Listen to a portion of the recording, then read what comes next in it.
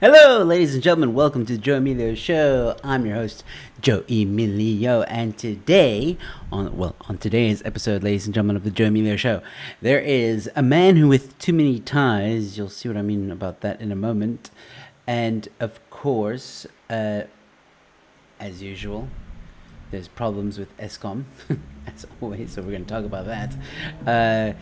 And also, can having a beer make you too dumb? We're going to discuss that. And we're also going to discuss, does hate speech exist?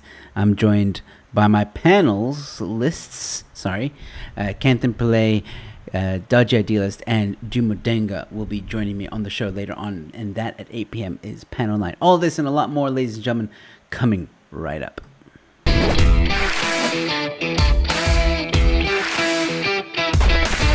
Hello, ladies and gentlemen. Welcome back. I hope you guys are feeling good. I hope you guys have had a good Tuesday. It's been a busy Tuesday for me. I'm not gonna lie. It's been intense. It's been quite intense. So yeah, don't know. It's been an interesting Tuesday, to say the least. All right, so ladies and gentlemen, got some things to talk about tonight. We're gonna have fun. Tonight, ladies and gentlemen. So yeah, let's see here. First of all, who's with me? Don't be shy if you're in the chats. I am streaming like all over the place. I'm on Twitch. I'm on I almost said TikTok. I'm not on TikTok. I wish I was. But no, I'm on Twitch, I'm on Twitter, Facebook, and YouTube, of course. So if you're watching, just say hi in the comment section. It will appear, and I can see all your comments, whether it be on Facebook, Twitter, Twitch, doesn't matter. You can comment, I will see it. So please, don't be shy. That's a bit too dark. There we go. That's a bit better. All right. So, ladies and gentlemen, we got a few things to talk about tonight before my panel discussion, ladies and gentlemen. Tonight's an exciting one. Does hate speech exist? I think with everything that's been going around, I mean, we had a panel, my first panel show, ladies and gentlemen. The topic of hate speech came up. And it sparked kind of a conversation, not just on the show, but also online. And then I was like, you know what? This sounds like a very cool panel discussion to have. Does hate speech exist? I'll put myself out there right away. I think it does. I think there are, there's a reason why we've defined it certain terms as hate speech.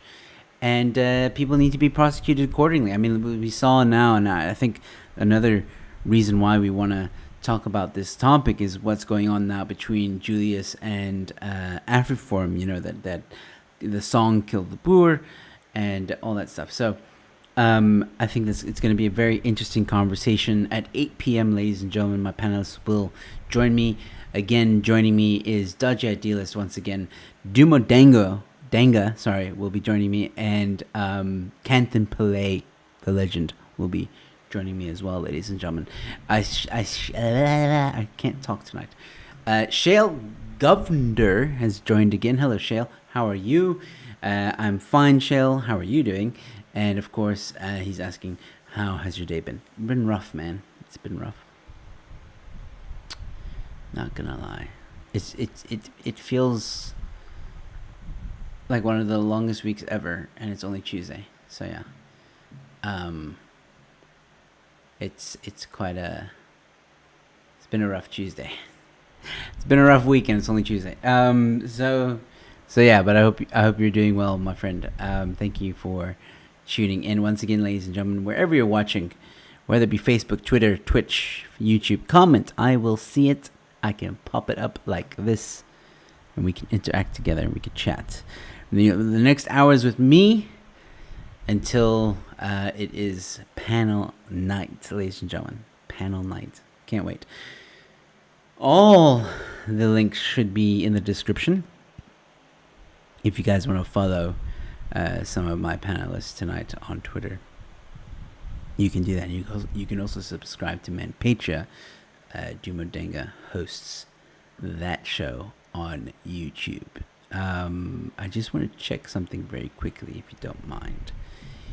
Yes, so next week, Tuesday, ladies and gentlemen, I am having ManPatria team. I'm going to confirm it with Dumo when he's on. I'm going to put him in a tight situation. Put him on the spot, so to speak. Yeah, so ManPatria team are going to be joining me. That's Koketsu, Nzuzu, and Dumo. Going to be joining me. And Dumo hopefully is going to co-host the show with me. So he'll be joining from 7 p.m. till 9 p.m. And he'll be co-hosting the show, and we'll have some interesting things to talk about. It's going to be the first time I'm going to have a co-host on the show. So you guys don't want to miss out on next week, Tuesday. I'll confirm that tonight when Dumo joins. I'll put him on the spot. We're like, Dumo, are you going to be my co-host? And then he's going to have to be like, yeah, whether he likes it or not. So yeah. Cool. So let's get into some of the news, ladies and gentlemen. Some of the news that's going around at the moment. I'm sure we all know about this, but just in case you've been living under a rock, ESCOM extends load shedding for the rest of the week. Here is the updated schedule. Look, I don't have to go into this article. I just thought I'd let you guys know. That's literally all I'm doing, is I'm letting you guys know. It's Tuesday, 8th of March. This article right there. There it is. 8th of March, right there. It says, ESCOM extending for the rest of the week. So until Saturday, I think it is. Yep, until 5 o'clock Saturday, ladies and gentlemen. So yay. It's I can't believe we're still dealing with load shedding. Like, it's insane. Rolling blackouts is what we should be calling them, actually. But anyway, this isn't really the story I really want to talk about. I just thought I would update you guys, let you guys know in case you didn't know. Load shedding back, and it's been extended until Saturday morning. The real thing I want to talk to you about, also regarding ESCOM, is this. Feast your eyes, ladies and gentlemen. ESCOM's big Coburg nuclear power plant problem. That's right. There's a problem at the power plant, at the nuclear power plant. There's a problem. And if there's a problem at the nuclear power plant, we should all be concerned, right? Well, let me enlighten you, ladies and gentlemen. I mean, the first paragraph is a bit of a doozy. ESCOM had not completed the containment building needed to store radioactive parts before shutting down Coburg's Unit 2 for scheduled maintenance. Let that sink in. So basically, right, there's a building, okay? There's a containment building that is built so that they can put radioactive stuff in that building. Okay, that's what it's for, that's what it's meant for, that's what you do with it, all right? They didn't complete building that containment building before the scheduled maintenance of Unit 2. I mean, even this expert or whatever, he's like, how they allowed this project to proceed with this containment building not being completed is completely beyond me. That's what he says, right? It's a serious lapse of both ESCOM and the National Nuclear Regulator, and has resulted in this life extension being delayed. So obviously, they're doing maintenance on the nuclear power plant, right? Needs to be done, has to be done, right? Now, that maintenance is going to be delayed because they haven't finished building the containment buildings. And they finish that first before they can continue maintaining everything, which is annoying as hell, which means it's probably going to be more load shedding ahead.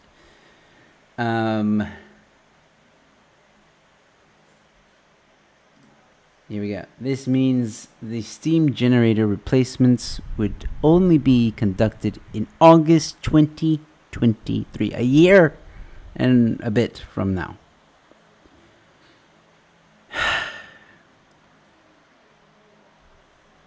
Ladies, I would say that there is, that basically load shedding is going to be here to stay for a while.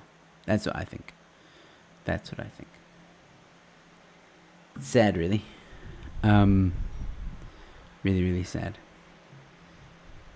I mean, like, how we're here, I have no idea. Hold on one second.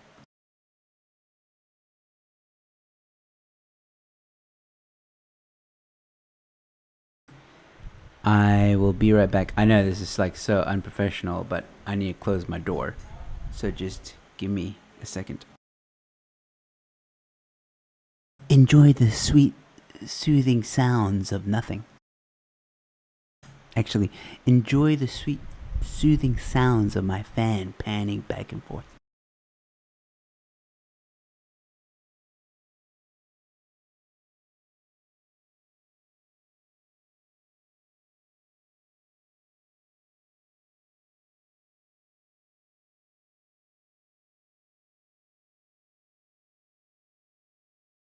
Sorry about that. Apparently, we have a guest over.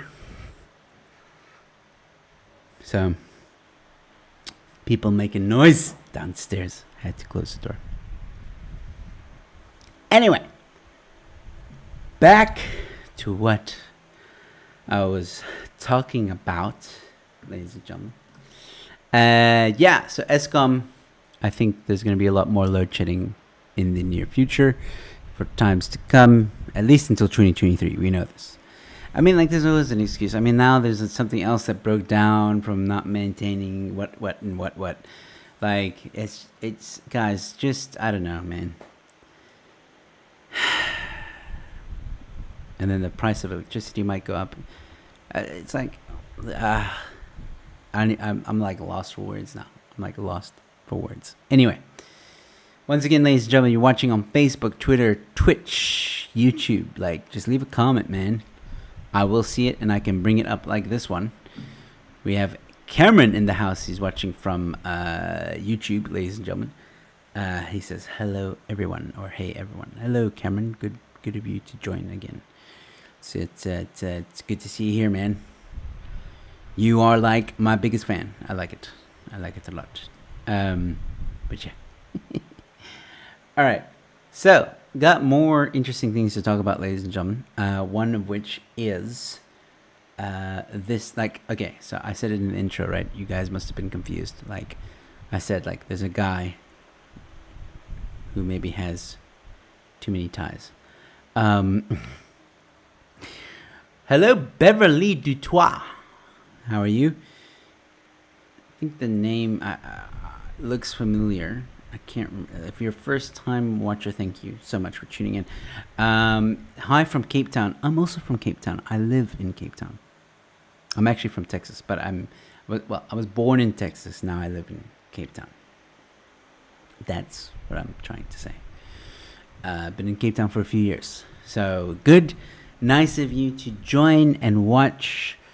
If you just tuned in, ladies and gentlemen, my panel night will begin at 8 p.m. We'll have Kanthan Pillay, Dodgy, Idealist, Dumo, Denga, and myself chatting about, does hate speech exist? It's going to be interesting. All right. So, but before that, it's always an hour with me from 7 p.m. So I'm chatting to you guys about some headlines I saw earlier today. And yeah, I'm good. Been following you for a while. I thought so. I thought your name looked familiar. Thank you so much, Beverly. Thank you so much for tuning in. It's great to have you with us. Now, me. All right. So now I want, like I said earlier, that there's a guy who may have too many ties, right? And now you're wondering, like, what do I mean by that? What do you mean by too many ties, Joe? What does that even mean? Well, all tied up in Guinness World Record attempt. There's a man in Port Alfred, okay, who has a unique collection of neckwear, which has hit 23,500 ties or neckwear. 23,500. Okay, it started with 1, then it became 2, then it became 10, 30. And this retired banker from Port Alfred is awaiting confirmation that his collection of 23,500 neckties is enough to secure him a spot in the Guinness World Records. I don't know anyone else who would try to collect ties. I mean, I can't see anything else, unfortunately. It's behind a paywall. But how many Christmases is that? How many birthdays is that? Some of them were definitely gifts. Like, not all of them he bought himself, right? And he probably has, like, some that he likes, some that he hates, some that are his favorite, right? But, I mean, apparently he's proud, you know, of this collection. And then some, 23,500. I mean, yeah, you should be proud. It's kind of lame if you. It's like, I don't know, man. It's just, where do you put it all? 23. That's a whole walk-in closet to yourself. You know what I mean? Hey, look who's just joined, ladies and gentlemen. ManPatria Dumo Denga is going to join at 8 p.m. I don't know which one this is. I don't know if this is Dumo, if this is Koketsu, or if this is Inzuzu. But maybe it's all of them into one. But Dumo will be joining on at 8 p.m. for the Does Hate Speech Exist? And we're going to have a nice, hopefully robust discussion on that. Speaking of ManPatria, Dumo, if it is you, can you confirm next week Tuesday, 1, that the ManPatria team will be joining me at 8 p.m., and 2, that you will be co-hosting the show with me from 7 p.m.? I'll wait. You're holding up the show, ManPatria. I need to wait until you tell me. I'm kidding. I'll wait, but I mean, I gotta move on. Anyway, Dumo, this guy, 23,500 ties. I can't get over that. 23,500. Where do you have the time? How do you choose? You know what I mean? Like, I'm sure we all have, you know, movies on hard drives, right? I mean, I'm sure we all accumulate. Even if you don't, even if you just scroll through Netflix or something, you know, you ever do that where you're like scrolling through Netflix and you're like, I feel like watching a movie, I feel like watching something, but there's too many options and you're like, spend like an hour just trying to decide what to watch. How does this guy decide which tie to use? And how many variations must there be? The styles, silk, not silk, I don't know. I don't know what ties are made of. You can see I don't wear a lot of ties. I'm very curious by this. I'm like, I would love to see, the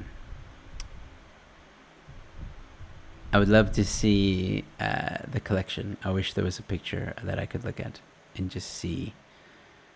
I mean, it's funny to me. Like, 23,500. Look at that. Whew. It's years, man. And he's 60 years old. All right. His name is Johan Nortier. And he's 60 and he's so proud of his collection. Oh, wait. He's so proud of his collection that he rents a space at his local shopping center where he set up an exhibition showing some of his favorite, rarest, and most valuable ties to the public. This guy has gone all out, ladies and gentlemen. He is so proud. Imagine being so proud of your collection. I mean, 23,500. I know I keep saying it. 23,500. It's crazy.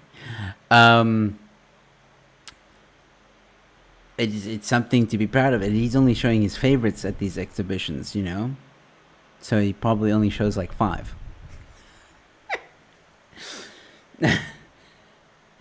Anyway, I just thought that was an interesting thing, and apparently he's waiting for Guinness World Book of Records to let him know if it's a world record or not. I think it is. I've never heard. I've never heard of anyone else. I mean, that's a lot of ties. I just thought of a really dark joke, and I'm not gonna say it because it's really dark.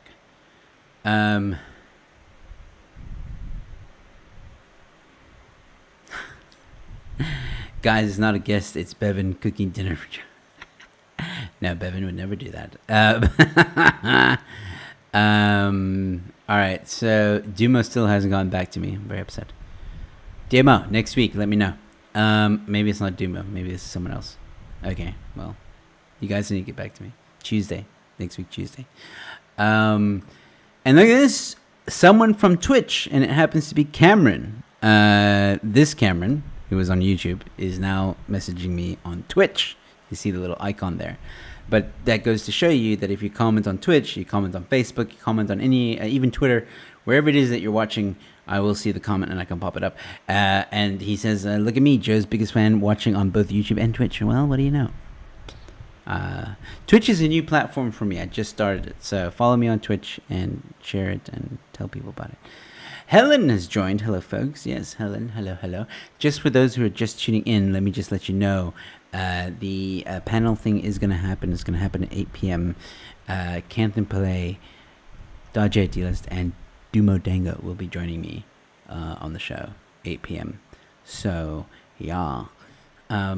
Stay tuned for that. We're discussing a man with 23,500 ties. I don't know why.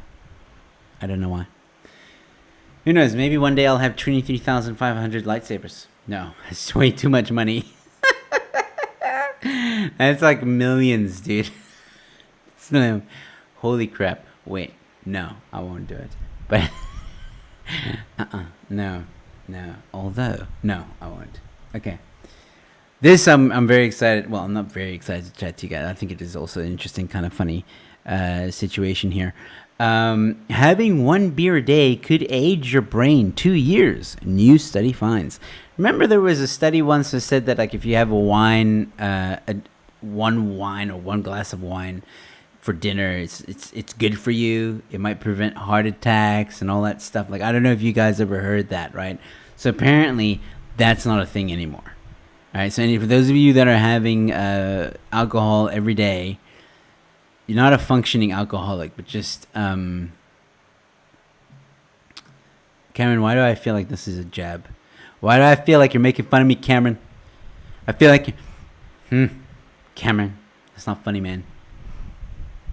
But you're right, maybe one day I will. Nah, it's cool, man. It's cool. You can do your little putt shots. It's fine. It's okay, Cameron. I'm not mad, Cameron. I got nothing to say to you, Cameron. I'm kidding. All right. So, having a beer a day could age your brain cells. Could age your brain, 2 years. So, yeah, that's a thing now. So what this study found is that if you drink a lot, if you drink even just one drink a night, your brain will age quicker. And they did it over 36,000 middle-aged and older adults. So they found that the more individuals reported drinking, the stronger the association with loss of brain matter, according to the paper published. Now, I know studies are like wishy-washy sometimes, but I just thought you guys, for all you people that drink, think about that the next time you're having a beer or wine. I'm going to think about it next time I'm having a brandy. Like, I'm aging myself now. That's what's happening. I'm killing my brain as I drink this. But some interesting things here. Researchers found a correlation between drinking alcohol and loss of brain tissue. Parts of the brain naturally die off with age, but a drink or more a day could add to that effect. So, there you go. If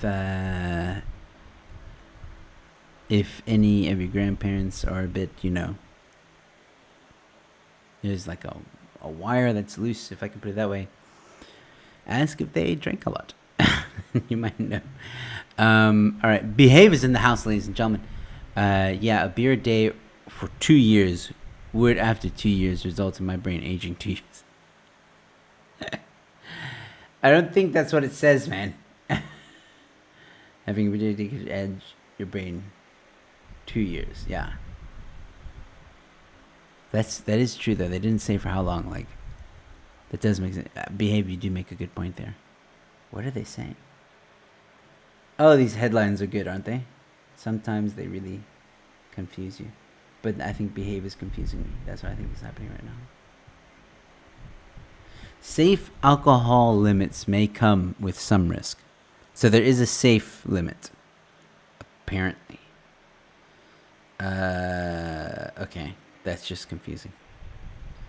It's either you drink or you don't drink. But anyway, I don't think anybody should really be worried about this. It's not like people are becoming like immensely stupid from drinking. There's a lot of people that drink. And actually, maybe that's the problem with the world. Maybe I should take that back. Maybe that's the problem with our current society at the moment. All right? Maybe that's the problem. Maybe we're drinking too much and human beings become stupid. Like, I don't know if it's just me, but sometimes I feel like the human race is becoming dumber. And this could be the reason. Maybe that's why there was a prohibition. Maybe that's why the ANC banned alcohol. Because they knew that it would make their people stupid, and they were trying to prevent it. I mean, the ANC would do that, right? I don't know. I'm just making fun. I'm joking. This study is stupid, I think. I really just brought it out to like have a bit of a chuckle. I don't think this is going to prevent anyone from drinking. That's not the point. I am saying drink responsibly. Just let me put that out there. Please drink responsibly. But other than that, just have fun, man. This is what millions of dollars are going into, or millions of rent. I don't know who made this study, but it's the U.S. So millions of dollars going into this study to find out. Okay, cool. Now what? You think people are going to stop drinking? No. I'm still going to have a brandy and Coke. I'm going to have one right now while I'm reading this article. How about that? All right. Helen is asking, and milkshakes? Depends on the milkshake. Because some milkshakes can make men even more dumb. Just to be honest. And if you don't get that, I can't help you.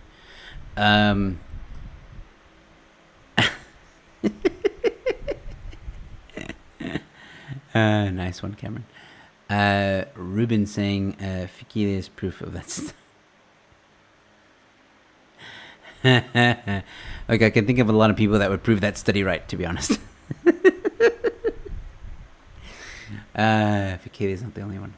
Anyway, final thing that I wanted to chat about with these things. This is just more like a shout out than anything else. Not really something. I mean, I do want to give a bit of a shout out to a good friend Ernst van Sale from AfriForum. Wrote an article, published it yesterday. The media and commentariat's reaction to the AfriForum versus Malema/EFF court case speaks volumes. And the reason why I'm also bringing this up is because this will tie in very nicely to our panel discussion happening later this evening at 8 p.m., ladies and gentlemen. In 30 minutes, actually, it's going to happen, where I'm going to have Kanthan Pillay, Dumo, Denga, and Dodgy Idealist is going to be joining me. We're going to be discussing, does hate speech exist, with everything that's going on at the moment with this AfriForum versus EFF and Kill the Boer and just society in general. Does hate speech actually exist, or is it something that we made up that we're not maybe managing correctly? At least that's the other side of the coin. But anyway, the point of me showing you this article is, one, go read it. Two, I mean, Ernst makes excellent points in this article. But two, he gave me a bit of a shout out, so I thought I'd give a proper shout out back. There, I've highlighted it. As far as covering the real news from the trial concerned, the growing alternative media ecosystem gave us a ray of hope. Alternative media platforms and personalities such as ManPatria Podcast, Sichle Ngubese, Big Daddy Liberty, Ramon Cabernac, Morning Shot, Ronaldo House, Chris White, and Joe Emilio, and more, provided excellent and much needed coverage of this case, as well as solid analysis of the parts which were truly significant and relevant. I take my hat off to them. I take my hat off to you, Ernst Van Zyl. I really do, for all the work that you do with Afriform. And keep up the good fight, and I wish you the best of luck with this case. But yes, it is appalling of how the mainstream media has reacted to this case. And Ernst Van Zyl, as you can see, just paragraph by paragraph, just puts them in their place. I'll put it that way. And it's a good read, so please go check it out. It might give you something to think about. If you think you know everything about this case, if you believe the mainstream media and their garbage, read this article. And if you know someone who believes mainstream media, you might want to share this article with them. I think it's brilliant. And yeah, that's all I have to say on that. So, ladies and gentlemen, it's the final countdown. No, sorry, don't do that. Behave saying, Joe and Ernest walk into a bar. Joe turns to Ernest and says, ouch. Yes, it's a Tuesday lame joke. Okay. For it to be a joke, it has to be funny.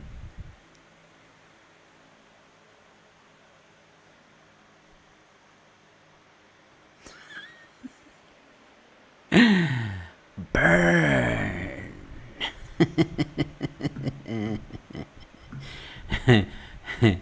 Emotional damage. All right.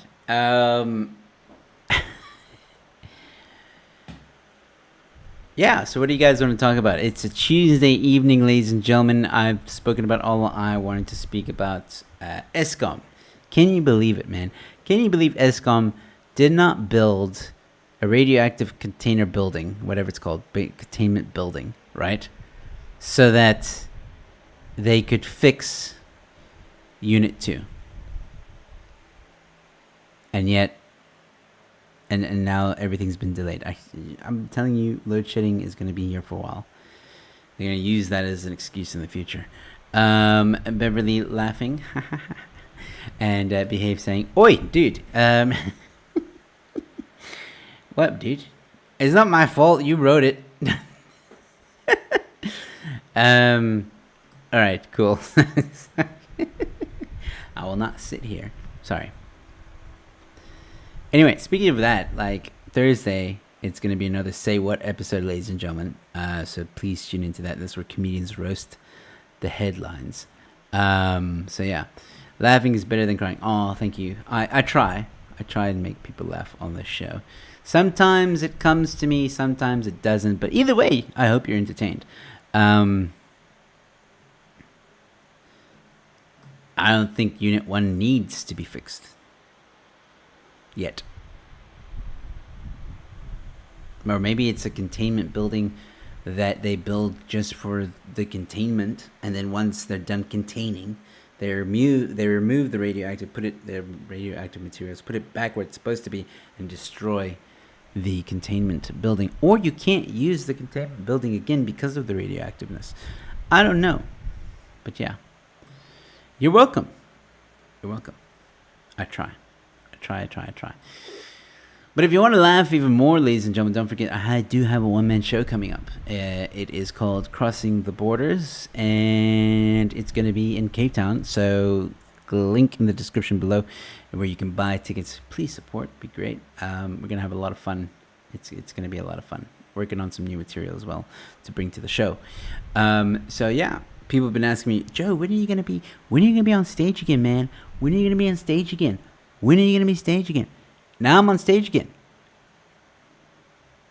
Come support. Come have a laugh. Well, there you go. And they did it correctly, I guess. They had a thing. I guess they did it right. But Unit 2, not so much. Unit 2, not doing too well, man. Not doing good at all. Anyway. Let's see, what else? That's it, man. That's really all I wanted to chat about. It's just, news has been kind of slow, Everyone's talking about what could be a petrol price hike. There's a possibility. I'm sure you guys have heard about it by now, that petrol could reach 40 rand. I talked about it last night for a bit on the show, and yeah, it's scary, man. It's absolutely scary. But look, that's worst case scenario, right? It's worst case scenario, but we know that petrol is going to go up at the end of April. Sorry, at the end of March, actually. So yeah. If no under 18s, I can't go. Sorry. Cameron, we can make a plan, man. No, I'm kidding. You're right. It's only for the drinking, though. That's why there's no under 18s, and language as well. Not that I swear, but there's topics that might be a bit, above your age. Just saying. But then again, to be honest with you, you watch the comedians roast the headlines. So, if you can watch that, you can watch my show. Why did Elon Musk buy 174,000 bitcoins for his Tesla company? I really don't care what Elon Musk is up to, because I think the guy's really overrated. No, I'm kidding. I honestly don't know. I really don't keep an eye on Elon Musk. Not because I don't like him or anything like that. I think he's an okay dude. Just doesn't interest me. I don't know.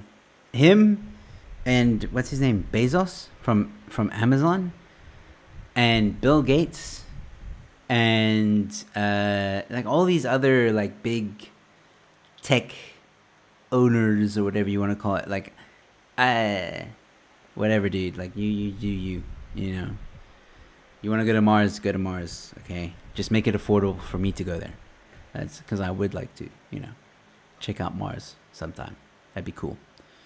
But yeah, all these other guys. You know what? They have too much money. They just have too much money. What do you do when you have too much money? You start exploring space, right? Why not explore the ocean? Because we know more about space than we do our deepest oceans. Did you know that? That's a fact. That's a fact. I would be much more curious about the ocean. I'm shit scared of the ocean, though. Really, I am. I can't do it. I'll swim at the beach. Don't get me wrong. I'm not scared of the ocean to the point where I'm not gonna swim on the beach. I'll swim on the beach, but I'm petrified. If I go snorkeling and I can't see, all I see is blue, that deep, rich blue, and you can't see what's coming out of that blueness, that freaks me the hell out, man. That really does scare me. You just don't know what's gonna come beneath you, behind you, in front of you. It's freaky, man. I did it once, and never again. I will snorkel in shallow water. That's what I'll do. But as soon as you start going deep, I'm like, Oddly enough, though, I'm not scared of cruise ships. I'm not scared of speedboats. Even if we go out into the deep, right? I'm not scared. If I look in the water and I see that it's blue and I know that it's deep, I'm going to be okay, don't jump in there. Because the moment I jump in there and you can't reach the bottom, that freaks me out as well. I'm I can't.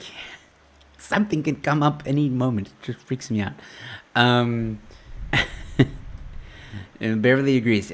See, it's like it's a weird fear. I mean, I don't 100% understand it, but it makes my it gives me goosebumps when I think about it. It makes me very uncomfortable. If I'm on a boat, I'm fine. If I'm on a boat, I am fine. If the boat like somehow starts sinking or tips over, God forbid, I'm gonna freak out. I'm gonna freak out big time, and I'm gonna want to grab onto like the nearest lifeboat or life vest or whatever. Like that would be the worst, man. It's like shipwrecked. Oh no. I mean, I've watched enough Bear Grylls to know what to do, right? But, no. That would just be the worst, I think. I don't know. Is anything, like, it's like shipwreck is like, yo, especially if you're alone. Like, that's cock. Nobody wants to be shipwrecked alone, you know? At least if you have someone like a friend or a loved one, then it's like a little bit more entertaining. I can put it that way. I don't know. But yeah. Anyway. Tracy is back, ladies and gentlemen. Try touch the bottom of Sea Point Pavilion swimming pool in their 5-meter pool. It hurts your ears.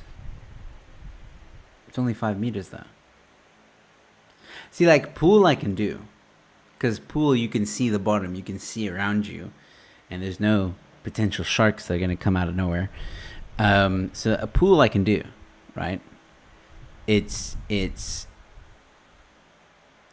sea, the deep blue sea that freaks me out. And again, I don't mind being on a boat, but yeah, I think I've tried 5 meters, man. I think so. I think I've gone to the bottom of even a 6 meter. Because I was a diving board, and I'm pretty sure that area of the pool was 6 meters deep. And I jumped from the diving board feet first, and then my feet touched the bottom, and then I pushed myself back up. I don't know. Yeah, pretty sure. Anyway, I haven't been in a big pool in a while, so yeah. The pressure can be hectic, you're right. Yeah.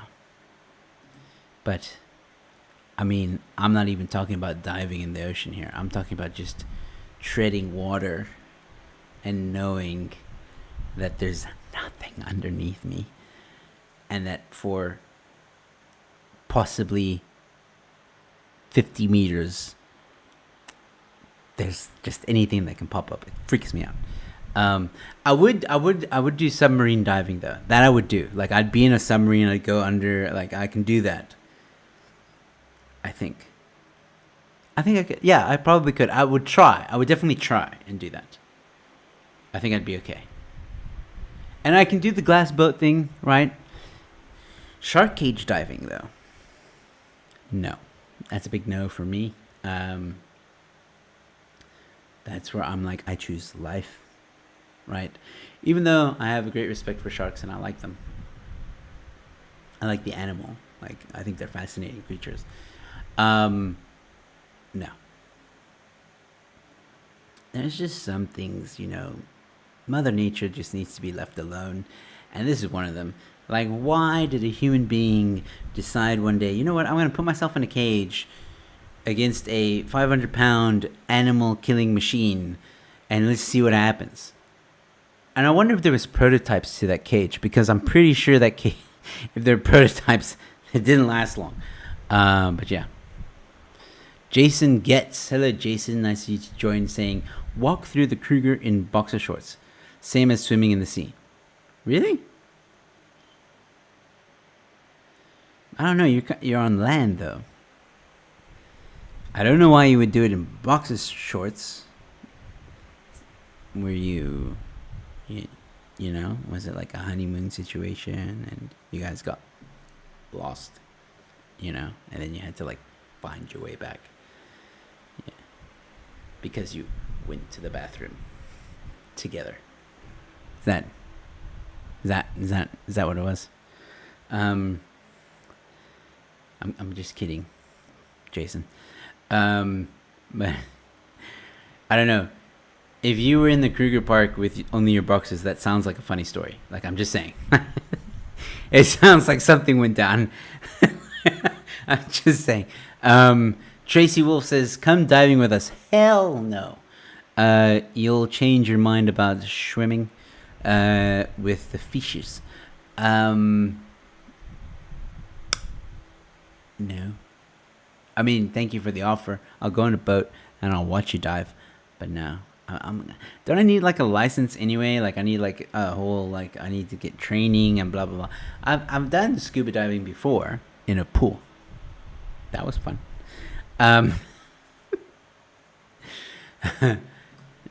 Just saying it's crazy to swim in sea in a costume.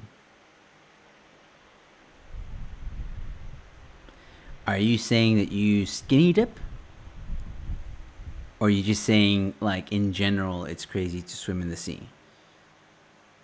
I'm just trying to understand your statement. Maybe I'm reading a bit too much into it. Line bait. Yeah. I don't know, man. I thought there was, like, some really funny story. Like, oh, man, on my honeymoon, we just, like, or my wedding, you know, my bachelor or whatever, we got so drunk. Woke up in Kruger's National Park in my boxers. Far out. Awesome night. That would have been amazing.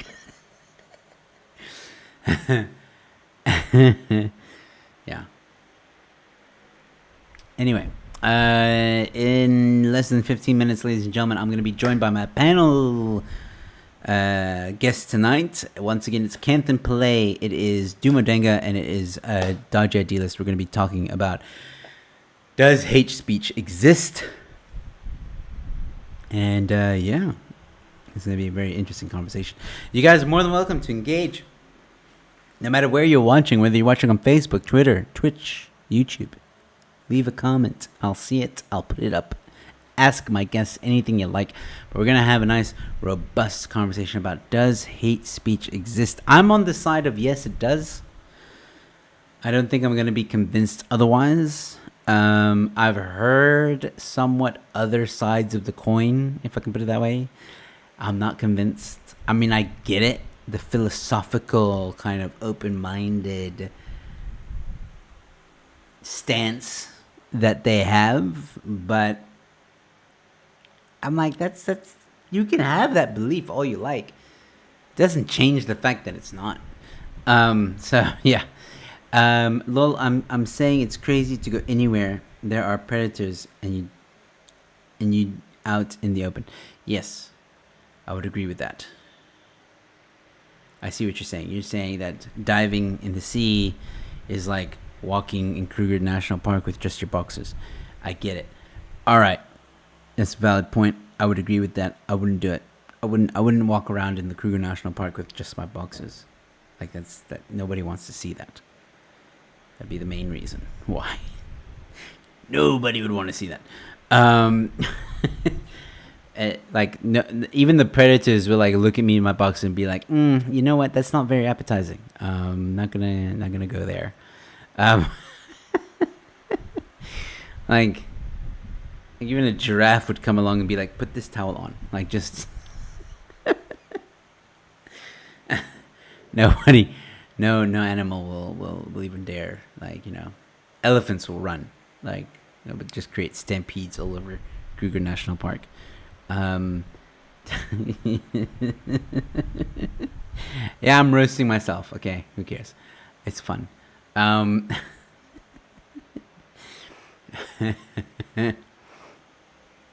Yeah.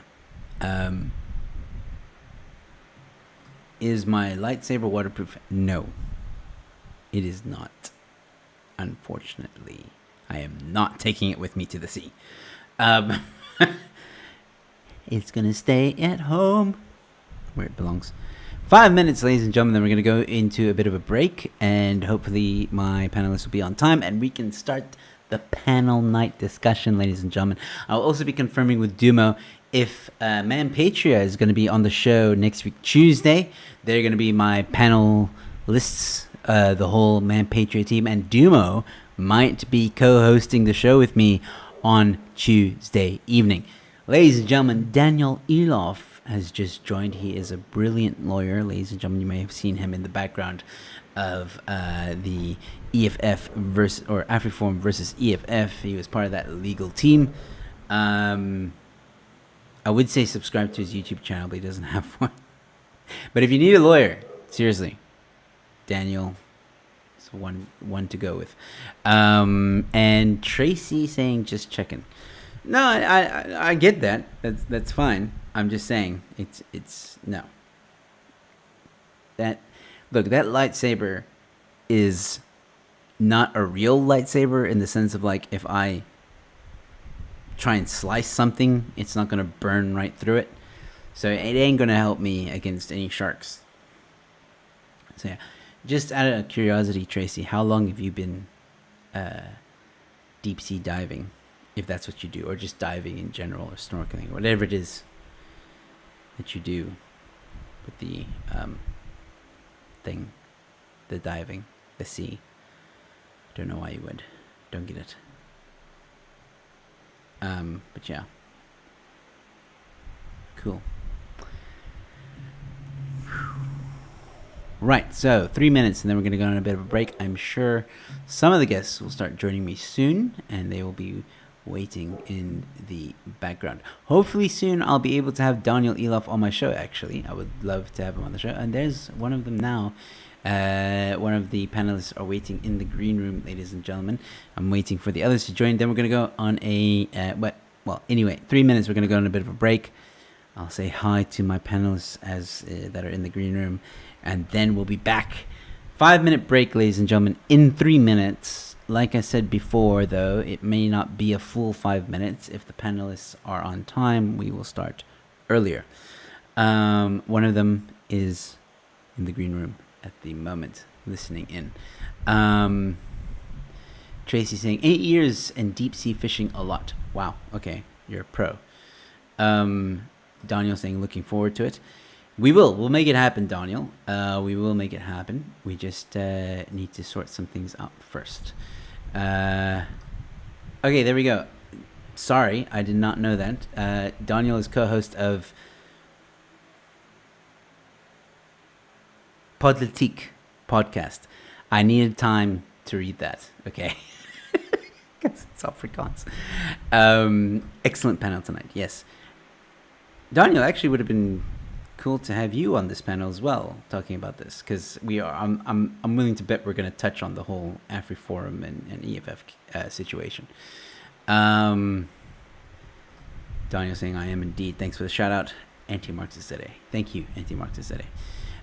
So yeah, go check out that podcast, ladies and gentlemen. Give it a sub.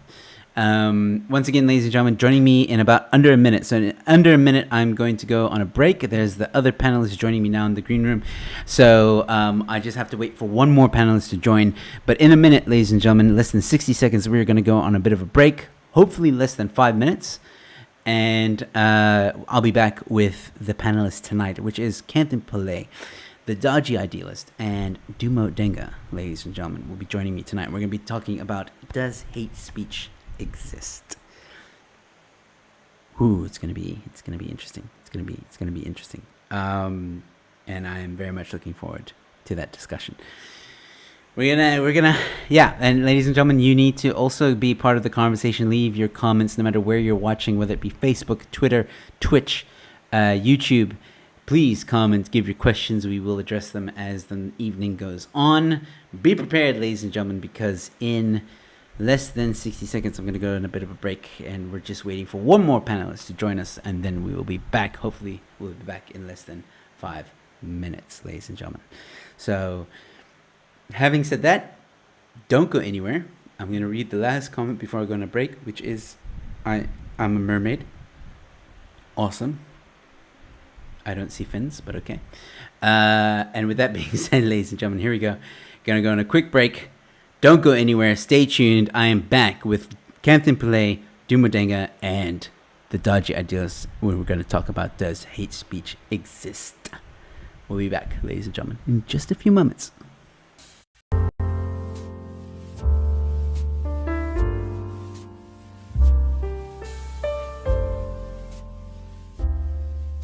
Hello, ladies and gentlemen. While we're having a bit of a break and while we're here, I just thought I would let you guys know that you can become a member to this channel. When you become a member to this channel, there are two tiers. There's the Support Act and the Headliner Act. Each tier has its own perks. I'm not going to go into all the details right now, but just click on the join button, usually right next to the subscribe button. If you haven't subscribed yet, by the way, subscribe. If you want to become a member, it would be greatly appreciated. It really goes a long way to supporting the channel and helping me to continue to create content for you guys. And just in case you might be interested, for some of you who may not know, I am also a stand-up comedian and I have a one-man show coming up in June of this year. There is a link in the description with all the details that you need to know, when, where, and how much, so please go check it out in the description below. There's also another show that I'm doing with fellow comedians. You may have seen our Say What show on this channel or the Late Night Chat show on this channel. We're doing a live show, and that's kind of a pun there because we mean in person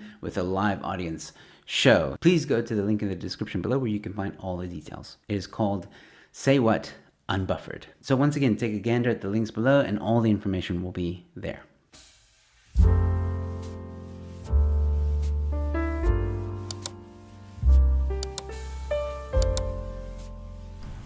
And we're back, ladies and gentlemen, and as you can see, my panelists have arrived. I told you it might be less than 5 minutes. Ladies and gentlemen, I'm joined by KanthanPillay.com, that's his name apparently, and Dumo Denga, and the dodgy Idealist. How are you, gentlemen? I'm fit and fabulous. How are you guys doing? Good, thank you. Once again, guys, thank you so much for joining me tonight to have a very interesting conversation. It started with my first panel evening. We touched on hate speech, and it kind of got into a bit of a discussion, but it wasn't really what we were talking about for that panel evening. And then the conversation kind of went into social media. People started talking about it there, and then I was like, hey, let's get a panel together, let's talk about this is an interesting conversation. And I think a very good way to start off is to maybe read the definition of hate speech, and maybe Daniel Elof, who's also watching at the moment, can give me maybe the constitutional definition if he doesn't mind. But according to Google, and this isn't a bad definition by the way, but according to Google, hate speech is defined as abusive or threatening speech or writing that expresses prejudice against a particular group, especially on the basis of race, religion, or sexual orientation. That is hate speech as defined by Google. If Daniel wants to, you can give me the constitutional definition. I'll put it up there as well. But we're here to ask the question, does it actually exist? I'll go first on this one and explain my position on this. I think it does. That's where I stand. I think it does because basically, well, we've seen repercussions, right? We've seen what happens when people have... I think in today's society, we do have free speech, but there's limitations because words have meaning. Words can influence people. Words can cause people to do things. Words, even if it's unintentional, you know, I might say something tonight that will cause some, like, for example, if I say, last night I was showing a new lightsaber that I got. Someone might go and buy it because I said, go buy it from Saber Vault or whatever. It's a really good quality. Stupid example, but I'm just saying words have meaning. Words can influence people. Words can lead to action with individuals, especially when you start talking about, and this is where it gets dangerous, when you start talking about evil things. And we've seen this in history with World War II and Hitler and the Jews. I just cannot... I understand where some people come from by saying, like, yeah, hate speech is like a thing that is made by humans, and there's, like, it's not like... we don't really have freedom of speech because we have hate speech. It's like, well, that's the thing. If you give complete freedom to humans, I think we're going to be in a very chaotic world. So that's why I think there needs to be, I think we do have freedom of speech. I think in some countries we have more freedom of speech than some other countries in this world. But unfortunately, I think there does need to be something called hate speech. I think it does exist, and I think it is dangerous to just let people say whatever it is they want to say. So yeah, that's me. We'll go to Kanthan. Let's go with you. Where do you stand on this? on this topic? Why me, John Big Booty, is the words from the famous Bakru Banzai movie. I'm very pleased that you use Google as a frame of reference. And, while you're at it, if you can dig up some information about the ways in which I can get money back from all of those people who have fled various corrupt regimes in the world, and they only need my bank account details. So now you know what I think about Google in terms of that. Guys, our Constitution, okay, in the Bill of Rights, which is Chapter 2, and there's a section, freedom of expression, which says basically everyone has the right to freedom of expression, which includes freedom of the press and other media, freedom to receive or impart information or ideas, freedom of artistic creativity, and academic freedom and freedom of scientific research. The rights in subsection 1, in other words, the stuff I've just read out, does not extend to propaganda for war, incitement of imminent violence, or advocacy of hatred that is based on race, ethnicity, gender, or religion, and that constitutes incitement for harm.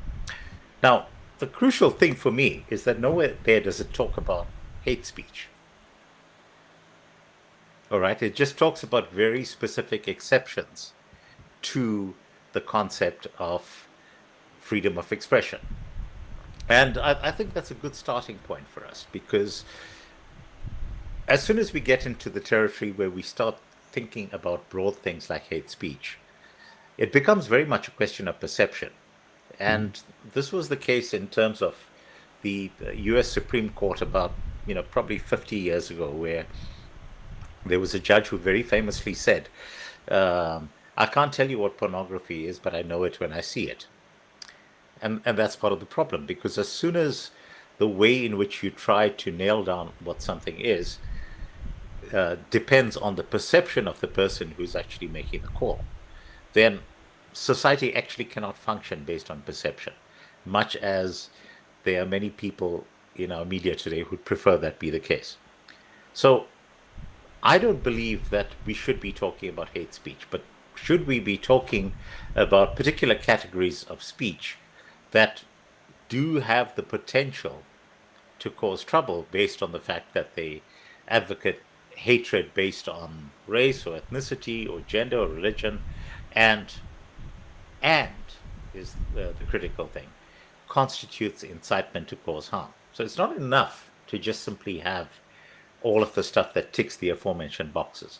You need to be able to show that it constitutes incitement to cause harm.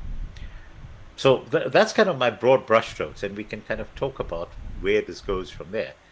But as you can see, the definition right now in terms of our Constitution is very specific. It's not enough for you to advocate hatred that is based on race, ethnicity, etc., but it also has to constitute incitement to cause harm. So for me to simply turn around and say that I don't like people who belong to the Church of the Flying Spaghetti Monster, and this is a real church, by the way. Oh, really? Yeah. It's not enough for me to say that. The fact that I say it also has to be coupled with my inciting someone to go out there and cause harm. And so in terms of our Constitution, it's a very specific test. Okay. So let me just stop at that point. No, it's great. Okay, that's a very good starting point for all of us. I want to say that technically you would side with hate speech doesn't exist because you define it differently. Yeah. Okay. Yep. Dumo, you're next. All right.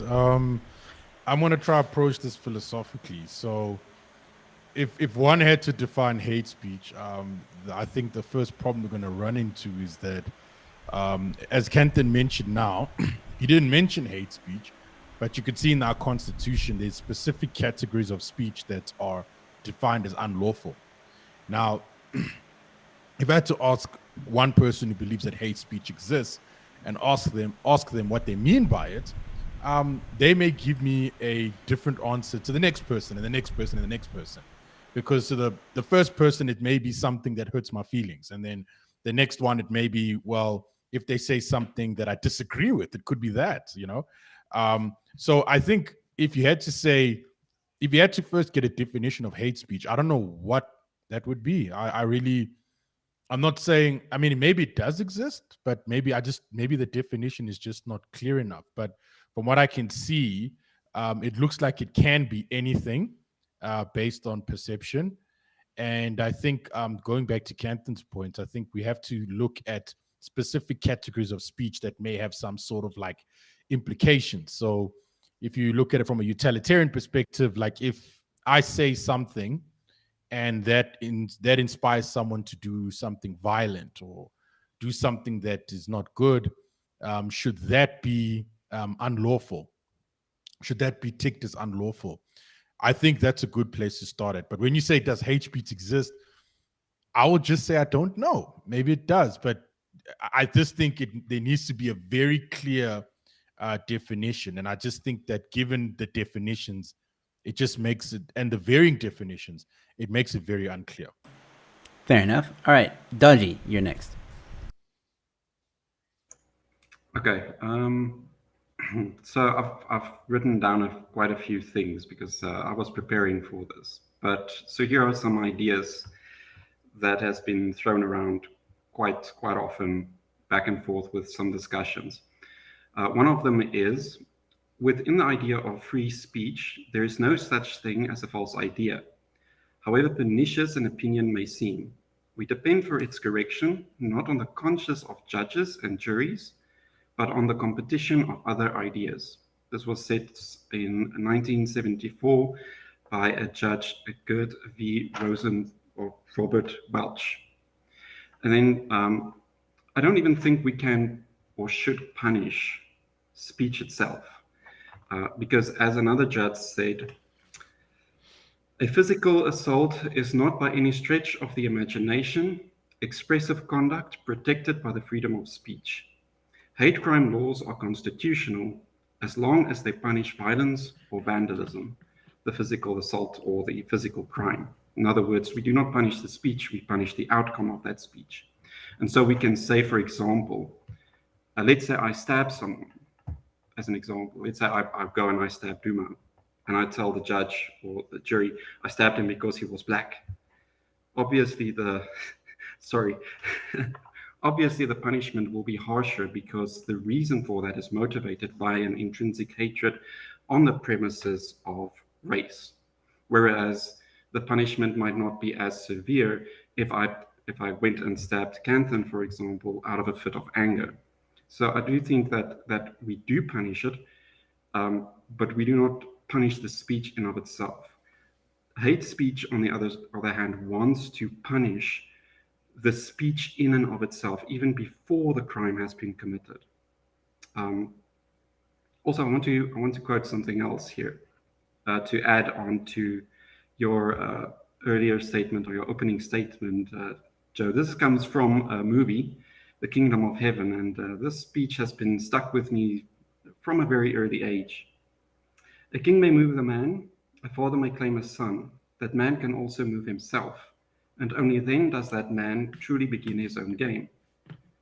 Remember that whosoever you are played, or howsoever you are played, or by whom your soul, or by whomever, your soul is in your keeping alone. Even those who presume to play you be kings or men of power. When you stand before God, you cannot say, but I was told by others to do thus, or that virtue was not convenient at the time. In other words, we are responsible for our own actions. I cannot say, for example, that because you told me to go and buy the lightsaber, I did that. It was a choice that I had to ultimately make for myself. As much as I would like to blame you for the awful red lightsaber that I bought, because I'm actually a Padawan and not a Sith Lord, unfortunately, that's not how it works. Reality is we are agents, we are conscious agents, and we act on our own beliefs and our own, inclinations. And that's basically where I'm going to stop at this point, because I think, yeah. Cool. So I think we all have like different views and opinions on the topic. I think Dodgy's view is an interesting one, and I think Kanthan Pillay, everyone has an interesting stance on this. Where I would like to get to, though, is, okay, let's tackle first hate speech. It seems that everybody on this panel agrees in one way or another that the term hate speech does not exist because it's up to interpretation.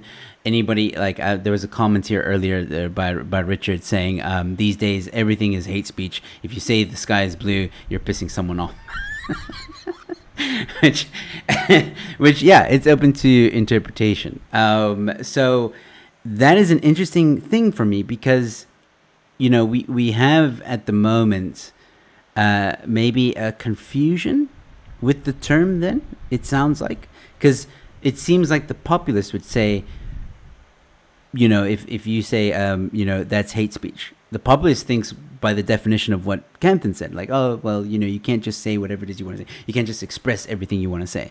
You know, there are going to be consequences because it's what you said now is incitement to violence, or it's incitement to this, or incitement to that, or it's belittling a group or whatever. So maybe that is the issue. Kempton, what do you have to say? Do you think that maybe the term hate speech has been confused? I think that what we've got is a scenario where people allow their feelings to override the actual constitutionality of stuff that's going on. And I often respond to people who start talking about hate speech by saying, you know, that's really offensive to me. It's offensive to my culture. And my response has generally been, you do realize our Constitution does not give you the right to not be offended. At which point people generally, you know, pause, and it doesn't. Our Constitution doesn't say anything about the right to not be offended. Our Constitution does touch on issues around dignity, but again, that's kind of a dodgy area. And I think for the purpose of the discussion this evening, which fundamentally I think is going to track back to the question of Julius Malema versus AfriForum, and I think that's the direction where we want to take this conversation. So if you look at it in that particular context, the fact that people believe that something might constitute hate speech or might be offensive to them in their personal capacity is not enough of a reason for us to actually give that any credit.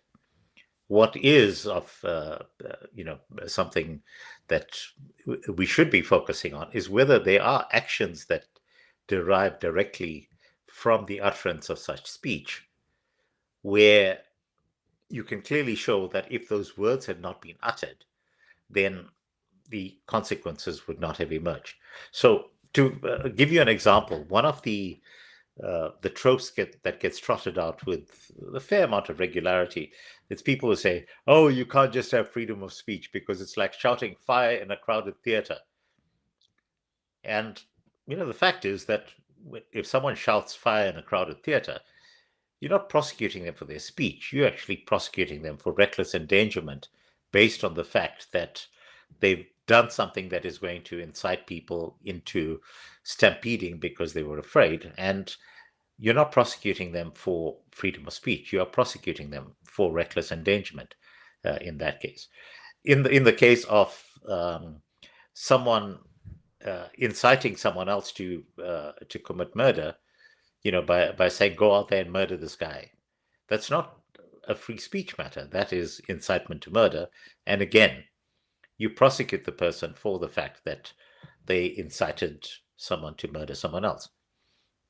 So this brings us back to the main question that we're trying to resolve out here, which is whether people should have the right to say things that are clearly hateful and are clearly designed to stir up emotions against a particular person or a particular group and be able to get away with it.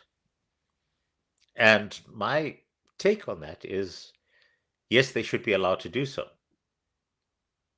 And the reason why I say that they should be allowed to do so is because if there are people out there who want to tell other people to kill me, I want to know that they are saying that, so that I can actually mark them out. I can actually arm myself against them. And at the point at which they then pitch up at my doorstep, I will have no hesitation whatsoever in taking them out, and on the basis of the fact that they have clearly said that if they pitch up at my place, they are there to take me out. And I think that that's the single biggest argument that I can make in favor of allowing people to spout as much hatred as they want to, because it actually gives us advance notice that we can end up protecting ourselves. So that's one part of the puzzle.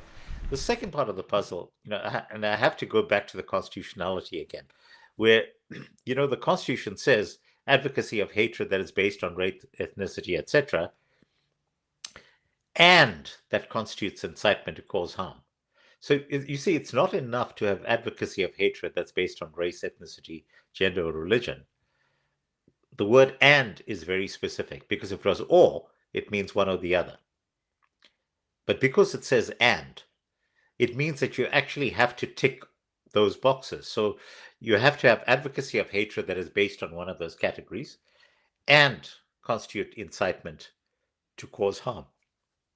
So when the likes of Julius Malema turns around and says that he wants to kill white people, as an example, and trust me, this is probably just one in a long line of targets that Julius Malema has his sights on.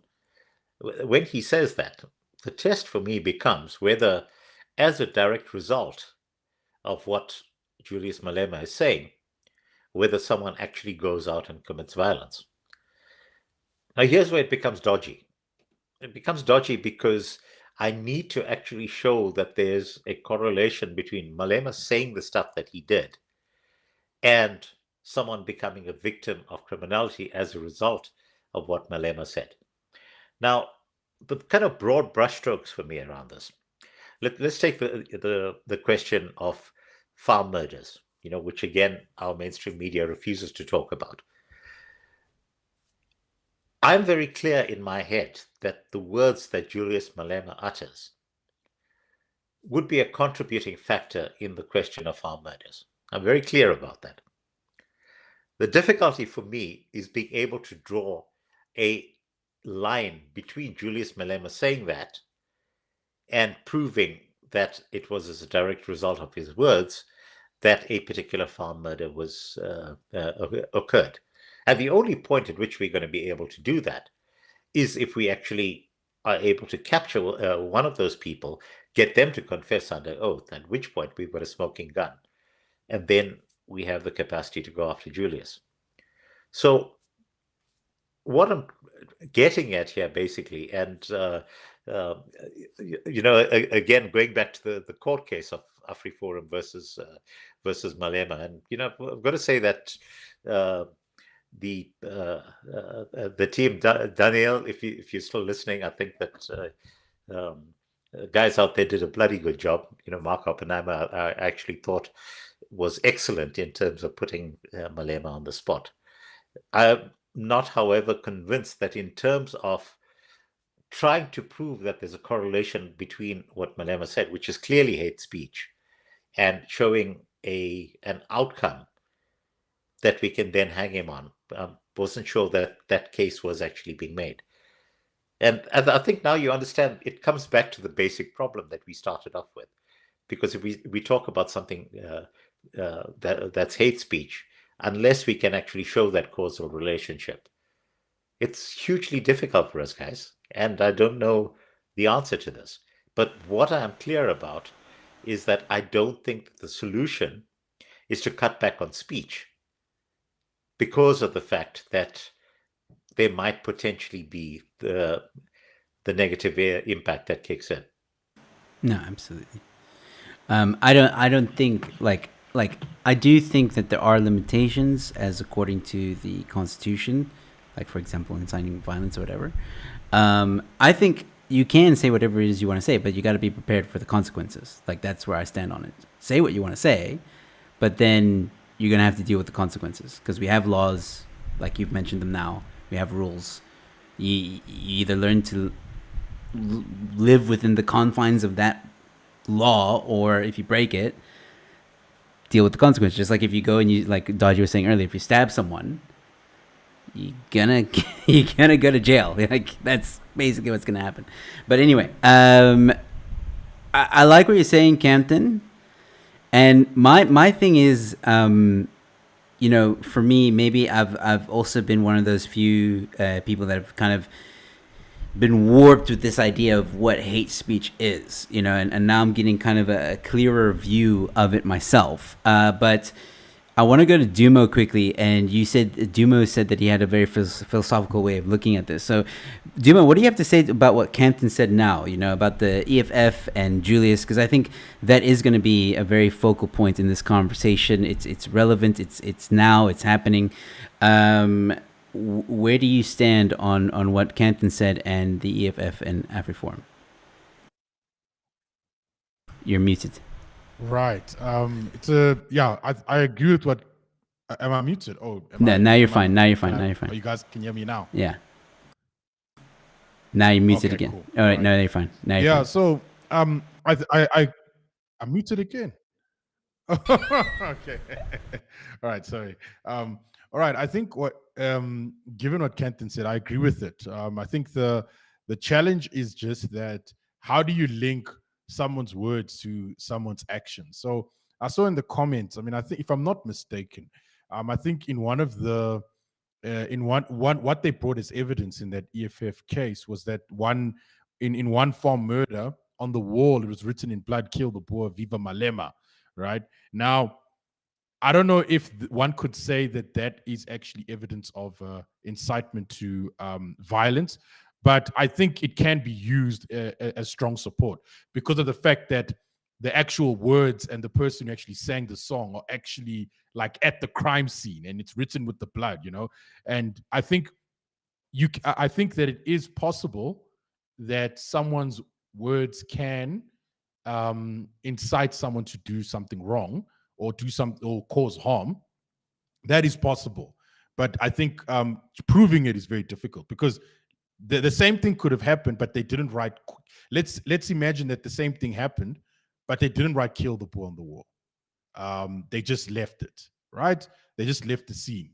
Now, if we could read their minds and go back and have some Black Mirror, if we lived in a Black Mirror world, then we could just like plug a cable in their head and see what they were thinking at that particular point in time.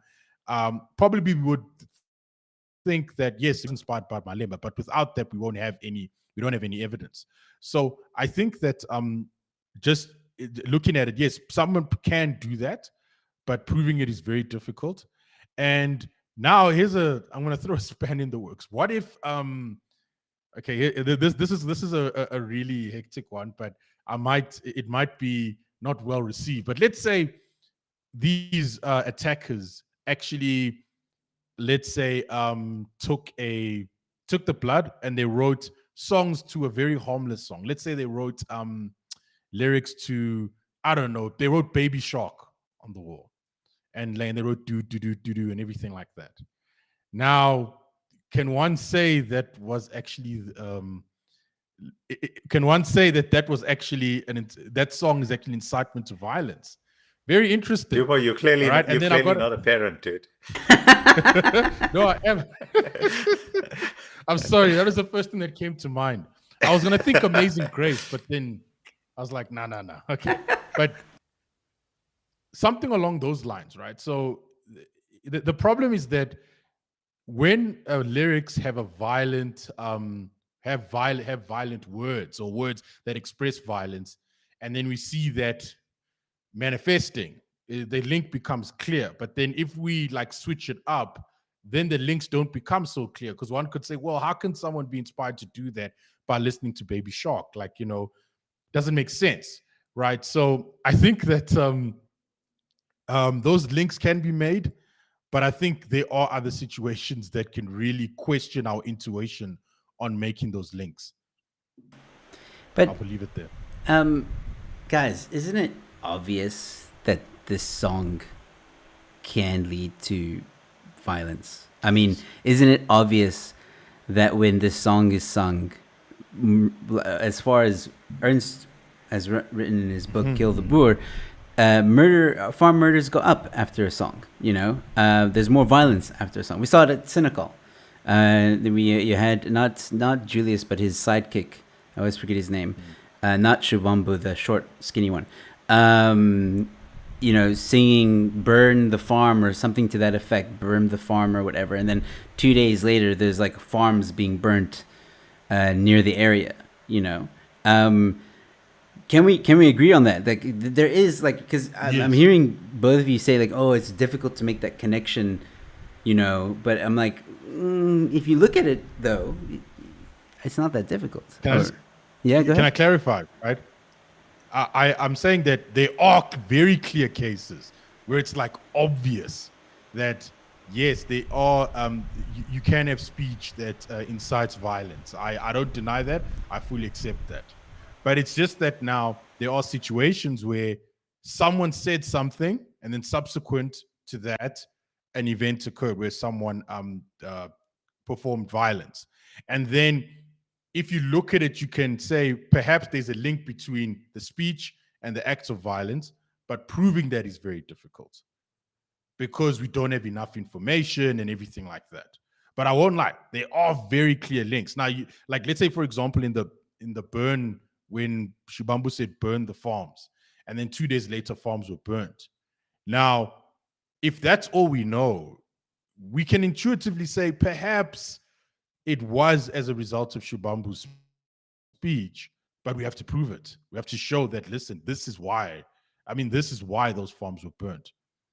So I think that's the difficult part. It's actually putting those links together. And then once those links are proven, then I think, yeah, that's fine. But sometimes it just could be that, no, maybe someone actually had an accident. It could have been that, he left the lamp on and then he kicked it over and then everything started burning.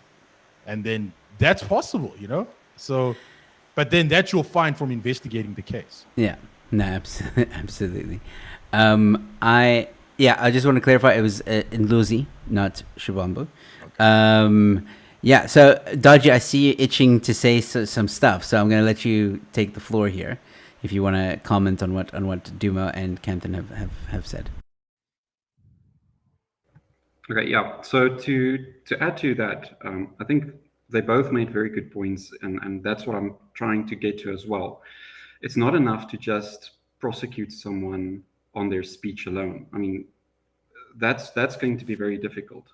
You have to have an action, and then you have to somehow prove that action has arisen because of that speech or those hateful words that have been spoken.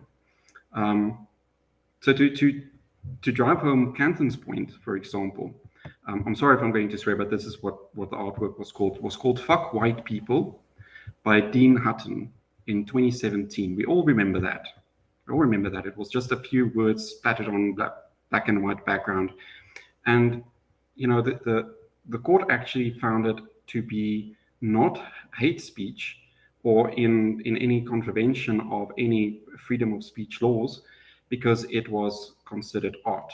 It was considered part of the freedom of expression. It was protected under that. And I agree with that, because as hateful or as hurtful as that might have been, I do not think that alone constitutes as something hateful.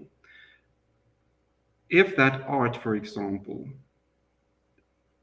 gave rise to violence against white people in that very same period of time, and you could actually prove it somehow, then yes, you would have had a case. Another one, for example, was Katsavelos in Greece in 2018, where he said that very dreaded word.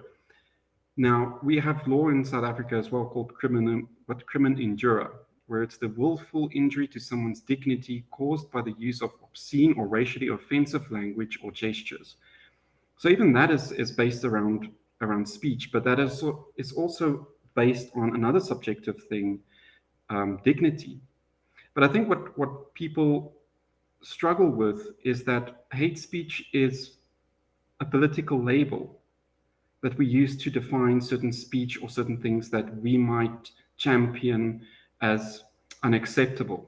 And it's this kind of, how can I say, perpetuation of a Marxist, a neo-Marxist idea actually, and I've written about this as well, called repressive tolerance by Herbert Marcuse, where it states that if we allow people to hold certain opinions and views that are offensive or might cause emotional or psychological harm to others, then we as the public, because we are tolerating that, we are actually perpetuating that sort of suffering of those people. And so we need to be intolerant of such things, which is then a precursor to things like hate speech laws or the ideas of hate speech.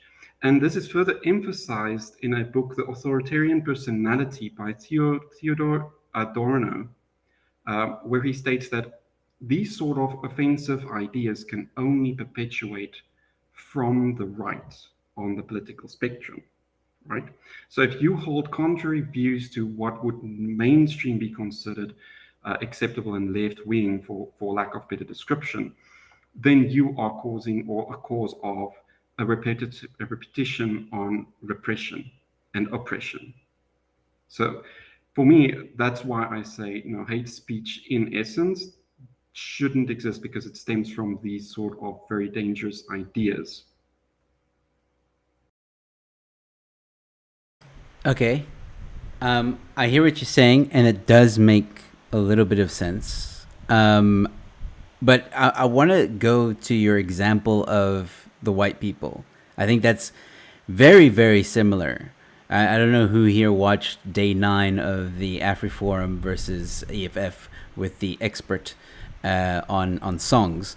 But she was basically also saying that it's a song, it's not a command, it's not whatever you want to call it, incitement to violence. It's a song, it's a chant, it cannot be taken literal. So let's dissect that. Is that an infringement? And Kanthan Pillay, I'm going to come to you.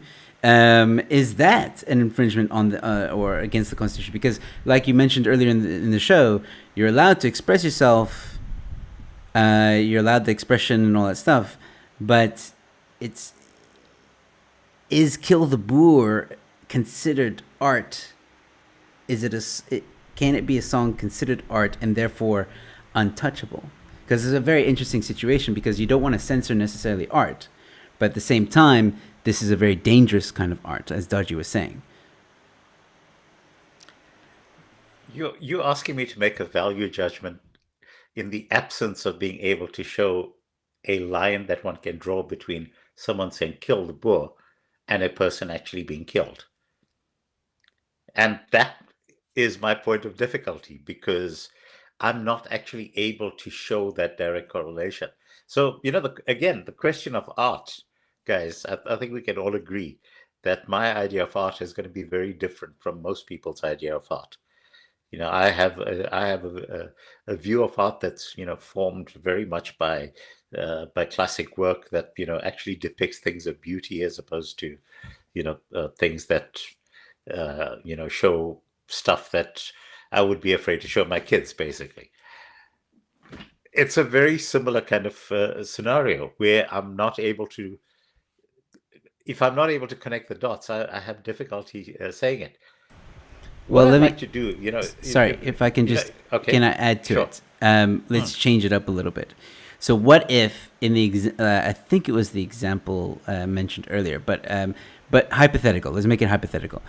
What if there was a farm murder and on the wall was written, kill the Boer? Kill the farmer, kill the Boer. I still think that it would be difficult to show a correlation, because of the fact that the person who commits the act, you'd have to show that the person actually got that inspiration from the fact that this person said those words, as opposed to other people saying those words as well, which again comes back to the heart of the matter for me. Now, don't get me wrong with this. I think that the court case that AfriForum brought is actually significant. And it's significant because it helps us to actually delineate the parameters under which the court is willing to say that it's going to be lenient in terms of particular categories of speech. But the more crucial point that I'll go back to, and this is something that I've been saying for years on end, the question of farm murders very specifically, for me, I think that we trivialize it at the point at which we try to attribute it to hate speech that is coming from a particular individual. From where I sit, it's very clear to me that this is a deeply orchestrated campaign of systemic violence that is driven with a very specific political agenda. And by trying to nail it down on particular words that get uttered by political leaders, it's actually distracting us from tracking down where this thing is actually coming from. Because let's be very clear, that the type of brutality that we have seen, specifically in farm murders, is of a kind that is, frankly unparalleled in any part of the world right now.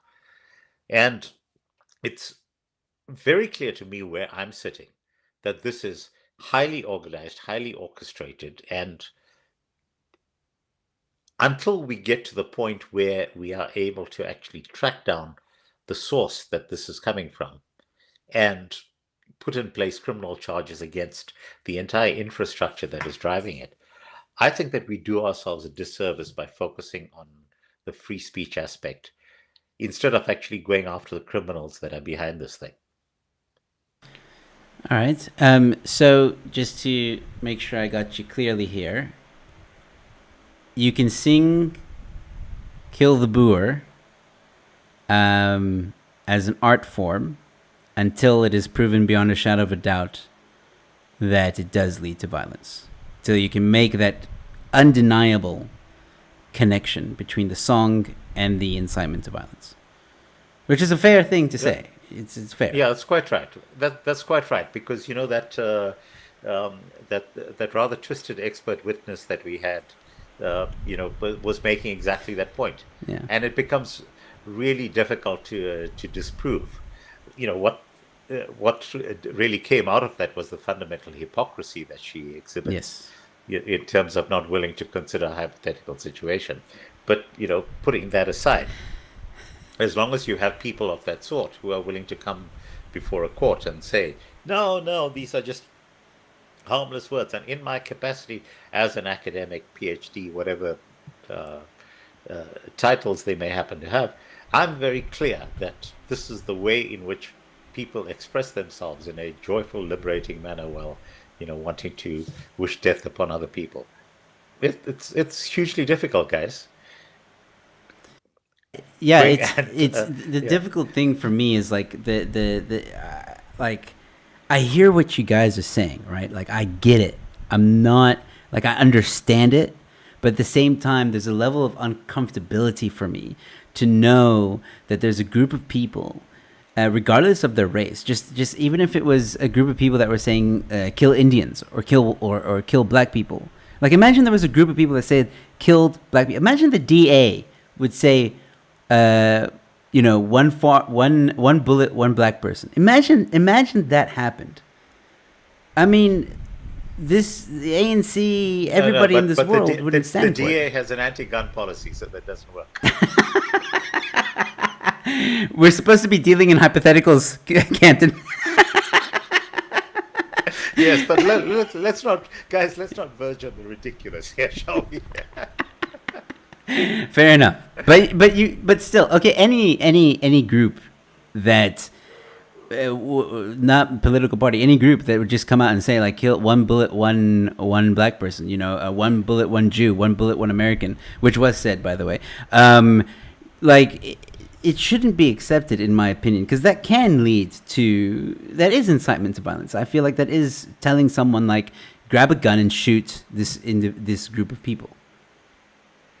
Well, my defense in this particular case would be if someone, came up to me with a crowd and said to other people in the crowd, kill the Indian, I would feel perfectly justified in taking out every single one of those people.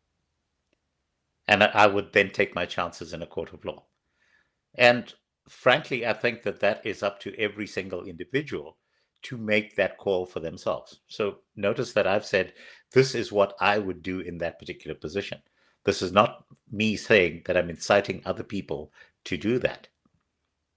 But I do believe that in that particular scenario, I would go before court, and I'm fairly convinced that the courts would find that that was justifiable, and they would put it down as self-defense. Because, under the circumstances, there is a clear and visible threat to me, and I am perfectly justified in defending myself. Yes. Now, other people have a different view on that. I think the aforementioned DA, most of them are pacifists, and they'd probably, hold up placards saying rule of law, or something like that. And, we know where that leads to. Well, yeah, I think, again, I think Mork Rock also agrees here. He says, Joe, that's exactly why hate speech laws are stupid. There is no equality under the law. When Juju can sing kill the farmer, you can't sing kill the EFF. And yeah, I think that's why we're having this conversation, is to really get to the bottom of, again, what is hate speech? Does it exist?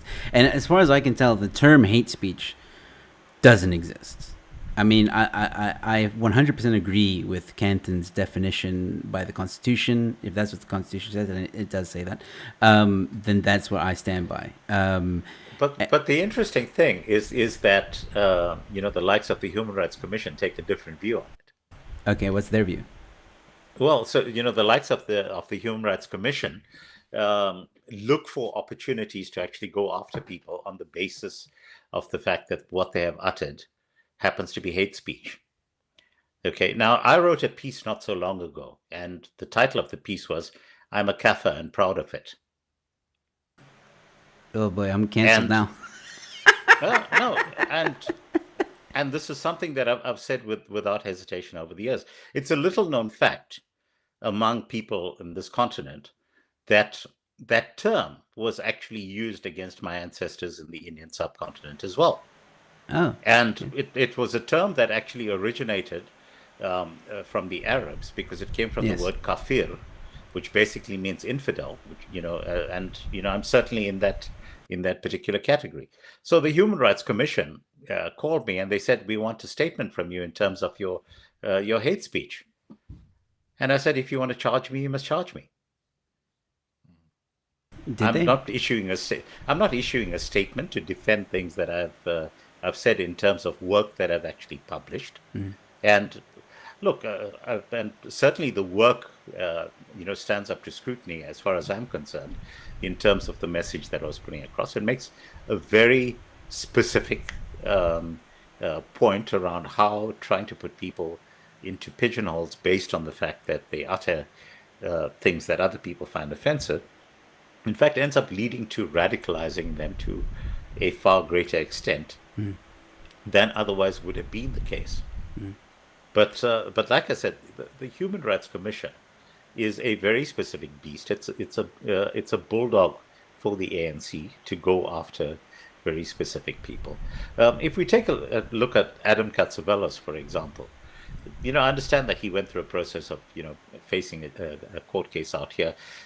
I would argue in that case, and I'm not defending what he said at any level, but I would argue in that case there is no jurisdiction, because this is something that was committed in a foreign country. Yeah. And frankly, if anyone is to charge him, then it needs to be the Greeks who end up going after him and charging him. Now, I'm fully aware that in this particular case, there were complications, and there was a need on the part of the, based on the fact that his family are in business and so forth, and they needed to find some way of making reparations. And that's all well and good. But I still think that the legal decision happened to be flawed in that particular case, which is not in any way condoning what the guy has said. And by the way, the only person I've ever called a kafir is myself. I have never used the term against any other person, and I would not do so, because my basic philosophy of life is don't be a dick. Yeah, And I live by that too. And I think it's something that all of us should actually strive to do. Just don't be a dick. And using racial epithets on other people it's basically a dick move, because what it means is that you've run out of every conceivable rational argument, and then you resort to the most crude type of insult that you can possibly fling out. And frankly, that's not the way human beings are supposed to interact. But does that mean I want to prosecute people for saying stuff like that? No, I'm afraid not. No, excellent points, and most of which I do agree with. Like, don't be a dick. Like, I definitely try and live my life like that every day. But I want to go to Dumo quickly, man. Kanthan, touching on some interesting phrasing there, if I can put it that way. But that's also a good topic to go into, and obviously we'll be as delicate as possible here. The N word and the K word. Someone earlier put out a comment about Penny Sparrow, saying, excuse my ignorance, but what was Penny Sparrow convicted of? We all know that story, So where do you stand when it comes to these words? Because a lot of people would say that is hate speech. Using those terms, that is hate speech when you say it to someone. But by the constitutional definition, really, it doesn't really incite violence, as far as I understand. So, Dumo, your take on that? Yeah, I agree. As long as it doesn't incite violence, then I think someone should not be prosecuted for saying it. So, for example, if someone calls me the K word, I would say, okay, this guy is not a good person. Shouldn't hang out with this guy. Let me just leave him alone. Someone calls me the N word, it's a bit different, because my perception of the N word was a bit positive. Even in high school, I had white friends. We called each other by the N words and stuff. And you hear the positive connotations, right? And not to say that people should use the N word. I'm not saying that they should. But for me, that's how the N word is to me. But if someone says it to me in a way to kind of like make me feel bad and stuff like that, I don't think that they should get prosecuted for it. But at least it shows that, hey, this person's a bad person and they're actually giving you a red flag. So stay away from this person. Don't befriend him and stuff like that. So I think as long as it doesn't, I don't think such will cause violence. Yes, I think one could argue that it's probably immoral to say something like that. They could argue it on that level, but it doesn't mean it should be prosecuted. So that's the thing. So, but I wouldn't say it's immoral to use that, because there are people who will use that word for other circumstances. Like, for example, like in high school, there's this book called To Kill a Mockingbird, right? And then, when you read it out loud in class, they say the N word, right? Now, obviously, they're just reading it out because the teacher told them to read it out. And yes, some people will be offended and some may feel that it's immoral for that person to read that, knowing the context of the word. But even if that's the case, I don't think that person should be prosecuted or punished for that. I try to draw a very hard line on it, that, look, something can be perceived as immoral, but it doesn't necessarily mean that it should be prosecuted by the law. Like, for example, lying. I would say that there are situations where lying is immoral, but I wouldn't say that all lying should be prosecuted. Like, for example, but if you lie in court, for example, I would argue that, yeah, you probably should get prosecuted for that, because, there's a case going on. They're trying to find the right verdict. And here you are lying. You know what I'm trying to say? And I think now some may even say that, no, that someone should not get prosecuted for that, and make an argument. No, but actually, Dumo, in that particular case, that is a specific crime. Lying to the court is perjury. So it's not a free speech matter. There's very specific infringement of law that happens when you lie before court. And so it goes back to the starting point of what we were talking about. If you are breaking the law in terms of words that you are uttering, clearly lying under oath is one of the issues. Lying with a view to To defame someone else is clearly another case where, you can't put it down to free speech, because clearly the intent there is to cause harm to another person by spreading false information about them. But Right. coming back to our starting point, I guess it's not the words themselves; it's the outcomes that matter. Right. Fair enough. It's a very utilitarian approach, I would say. No, but I mean, I'm not a utilitarian. But I do agree that utilitarianism can solve a lot of things very quickly. But I just want to maybe this is just something that I just thought of right now, right? I'm just thinking in terms of defamation, right? I don't know which country. I don't know how it works in South Africa specifically, and I'm willing to get educated on this, right? But if I, let's say something that causes someone to lose a specific opportunity, and it's truthful, does that count as defamation? Just a question. No, I think what I've taught in journalism classes over the years is that the only defense, that the most effective defense against defamation, is truth in the public interest. But the crucial thing is that it has to be truth in the public interest. So, for example, it's clearly truth in the public interest if someone has been stealing money from state coffers. It's not truth in the public interest if someone is sleeping with someone else. Right. And those are, it's a very clear-cut case where, so it's not enough for it to be true, but so, to your specific example, if someone is applying for a job and you happen to leak the information that this person happens to watch pornography, to go back to something that you've spoken about in the past, Dumo.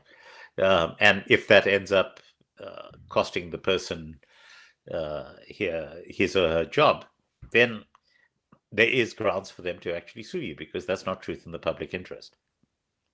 Okay. Fair. All right. No, that's fine. Just wanted to know. My question has been answered. All right. Look, I think I want to get to dodgy quickly. Dodgy, it's an interesting situation I find myself in. I don't know how about you feel, but I think I've always been right on the money in terms of like hate speech, which is now I'm learning is like just freedom of expression or whatever, and the laws that come with that. But I guess my question to you is, you have had a very interesting opinion about hate speech and all this stuff. Is this what you were trying to say in the other show? Is this where you were coming from, or are you of the camp that we should do away with these laws, anything that prohibits speech, and only prosecute in terms of crime? So, for example, if someone actually does something, like let's say someone says, like it was in that article, I think Dumo, what's your name? Your friend that wrote that article, Zakes, who is saying that I cannot be held responsible for the things that I say. Basically, I cannot be held responsible for someone else doing something because I say something. I am allowed to say my opinions, my thoughts, my views. And if someone, even if it's killing, if someone goes out and does something, that's their own thing. Is that so? How far do you go with freedom of expression or speech? Is what I'm trying to ask. Basically, the later, because again, as Kanthan and Dumo pointed out, to try and tie these things together, to show that my words influenced you in a degree where you do not have, let's say, the person that committed the crime actually saying like, hey, this person is actually the reason why I did it, then I don't think I should be held accountable for their actions, even though it might have a correlation. Correlation does not necessarily mean causation, after all. as horrible as that sounds. So I do side with that portion as well. However, I do think that we need to clarify something as well. Incitement is not protected, not because of the hateful content, but because of the consequences it has. I think Kanthan hit on that nail as well. And we also need to be very careful about how we go about trying to prohibit people with regards to their speech and publication and stuff. For example, in 1920, in the Weimar Republic, they clamped down on all publications that spread Nazi ideology and ideas and so on. One such person was Julius Streicher.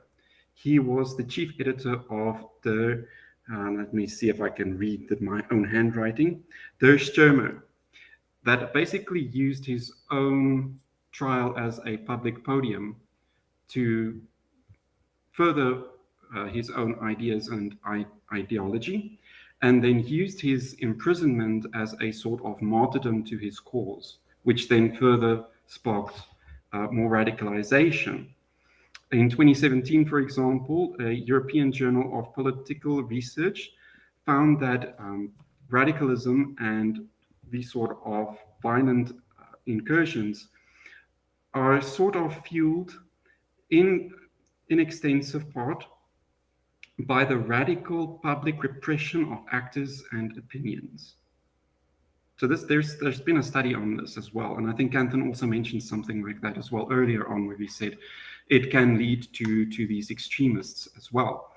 Another form of where I think this can become very dangerous is Canada, the trucker movement there, where government used the idea of the greater good or the protection of the public, whether physical, emotional, or psychological, as a means to freeze people's bank accounts through the Emergency Act that they've brought forth. America also, to a degree, has done this by freezing bank accounts from businesses and publications that they do not like. So it's definitely not only China that does this, right? It's happening all over the world, the repression of the freedom of expression. But I also will echo what I said on that show that we had the first time. And I think this is something that we need to understand as well. Our belief on hate speech is informed by our moral position on harm to both individuals and groups. In other words, do I think that me saying this will be harmful to some other person or group of people? It might not necessarily mean to say that should I be prosecuted for something that I said, but it's more to do with my personal moral view of whether or not is it correct of me saying something like this. Would I like it if someone else said something similar or in a similar fashion about myself? And I think that is the thing that should distinguish our actions. Certain things should be legislated. After all, government is created to curb our, how can I say it, our inclinations, our bad inclinations, whereas society basically exists to foster our own ideals and ideas and our own, how can I say, interests.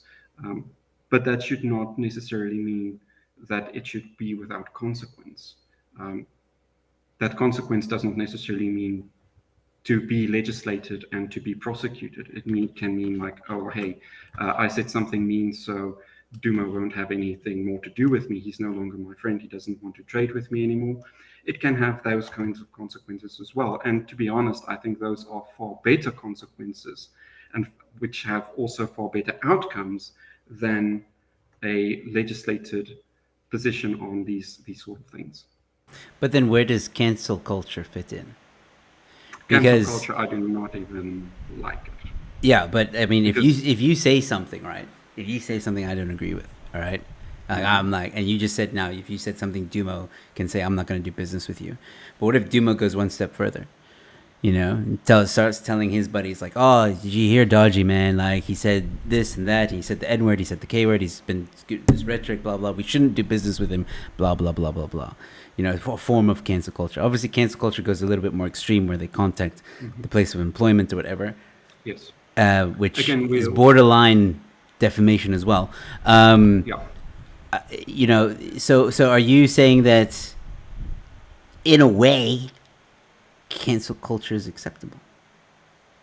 It depends. Again, it's like Kanthan pointed out. Is it in the interest of the public? Is it interest of public truth? If so, then I do think But it can be. But let's if not, sorry, let's define that, because someone actually asked, and I would like a definition on this.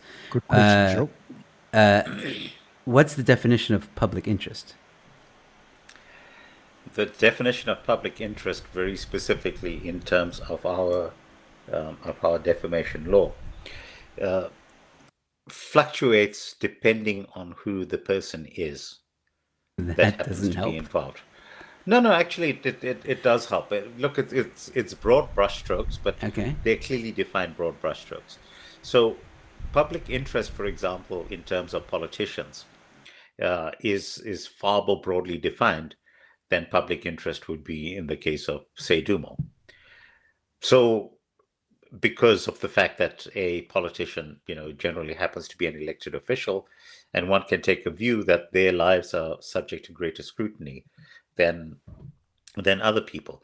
But the question that the viewer is asking us is a fair question, and there isn't a specific answer.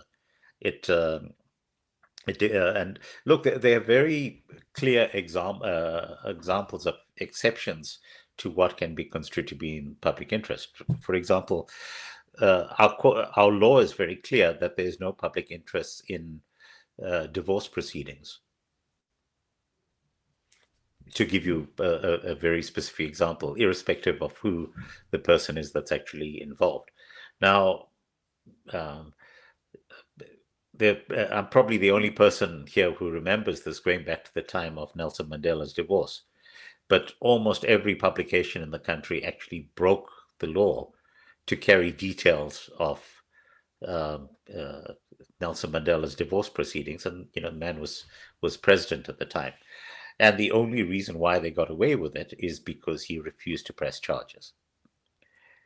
So I guess the short answer is I can't give you a very specific definition of public interest without having a case. And then when I look at the case, I will tell you, well, based on what's happened around publications, in particular, being taken to court in the past, this would be considered to be public interest. This would not be considered to be public interest. So, and there was a particular case that I lost some years ago when I was managing editor of the Cape Times in the wake of the Planet Hollywood bombings in 1998. There was a very high-profile arrest that took place right in front of Cape Town Airport, and we happened to take a photograph of the arrest being executed at the time, and we published it on the front page of the Cape Times. And that person was subsequently released for lack of evidence. And that person then proceeded to sue the Cape Times. And we took that to court and said that clearly in that particular case, the Planet Hollywood bombing was one of the single biggest acts of terrorism that had hit the city of Cape Town. And the public interest in wanting to reach some sort of sense that the law was taking its course and people were being held accountable justified, to my mind, our putting that publication, the picture of the person being arrested in a public place, on the front page of the paper. And the courts ruled against us. And they said, well, actually, in that particular case, what you should have done is at very least blacked out the face of the person so that you were not defaming him. And look, it was a fair point, because the law right now, which again gets flouted by most publications on a regular basis, says that the only time that you're able to name someone who's the accused in a criminal trial is you have to tick three boxes. Firstly, they have to be charged. Secondly, they have to appear in court. And the third thing that needs to happen is that they have to plead guilty or not guilty. And unless they have done all three of those, you're not allowed to name the person who's been arrested. Now, I think all of us know that publications these days flout those rules with regularity. But frankly, the accused in those particular cases, by and large, should be taking those publications to court. So, I guess what I'm trying to say here is that public interest is something that it's a moving target. It's based on circumstances, but there's established case law that actually deals with it. I'm sure Danielle, if he's still listening, will be able to quote rhyme and verse around this. I just quoted based on being on the receiving end as someone who's actually been hauled to court uh, to basically defend the publications that I've been in charge of at the time, even though I was not the person who actually committed the actual act of defamation. But there are some cases where we got away with it. For example, when Earl Spencer, as in Princess Diana's brother, was going through a very public divorce case in Cape Town, and we argued that based on the fact that the overseas publications were carrying rhyme and verse of what was going on in that court, because they were not held accountable by the fact that it was in a South African court, we should be allowed to do the same thing. And obviously, Earl Spencer challenged us, but in that particular case, we won it. And not that we carried details of it, but what we wanted to do was to establish a precedent in that case, because it goes back to rule number 1: don't be a dick. Yeah. Now, okay, so yeah, public interest, as far as I understood, is like, is it in the public interest? Like, would the public care to know about this? And if they don't, then it's irrelevant. Like, that's, I think, the simplest form of it. No, but it's not public interest in terms of whether the public is interested.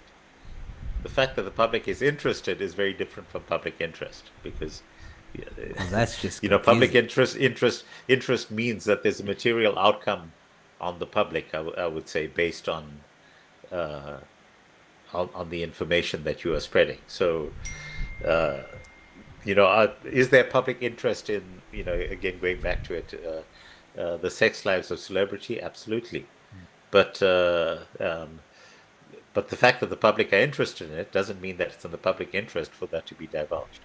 Oh, okay, I see what you mean. If that makes sense. Yeah, oddly it does. All right, well, going back to dodgy, right, about the cancel culture question now. All right, so you know where I stand on cancel culture. So for me, this is, yeah. So clarify for us. So again, like Kanthan said, it's case by case basis. So for example, if my actions have material consequences in the broader public, and Dumo went into the public and broadcasted it, I think he would be well within his rights to do so. I would not have any, let's call it, legal footing to stand on. And also, I think the public would react accordingly. But if that interest does not have a public impact or material impact in the public, as Kanthan stated, then it's a case by defamation, because it did not impact the public in any material way of either knowing or not knowing these sort of things, is what Kanthan, if I'm understanding this correctly, is what Kanthan alluded to, more or less. So that's my position. So for example, with regards to your case specifically, I don't think that was in the public interest. I don't think your political views or the lack of political views, etc., has any material impact on what I do or in the broader public sense. So they were definitely in the wrong there. But if, for example, you were fraudulent in some way, that, I don't know, took money from a charity, then that would be in a different case. So again, case by case basis. So cancel culture does has its use, but again, what is the foundation that underlies that whole process? I would ask.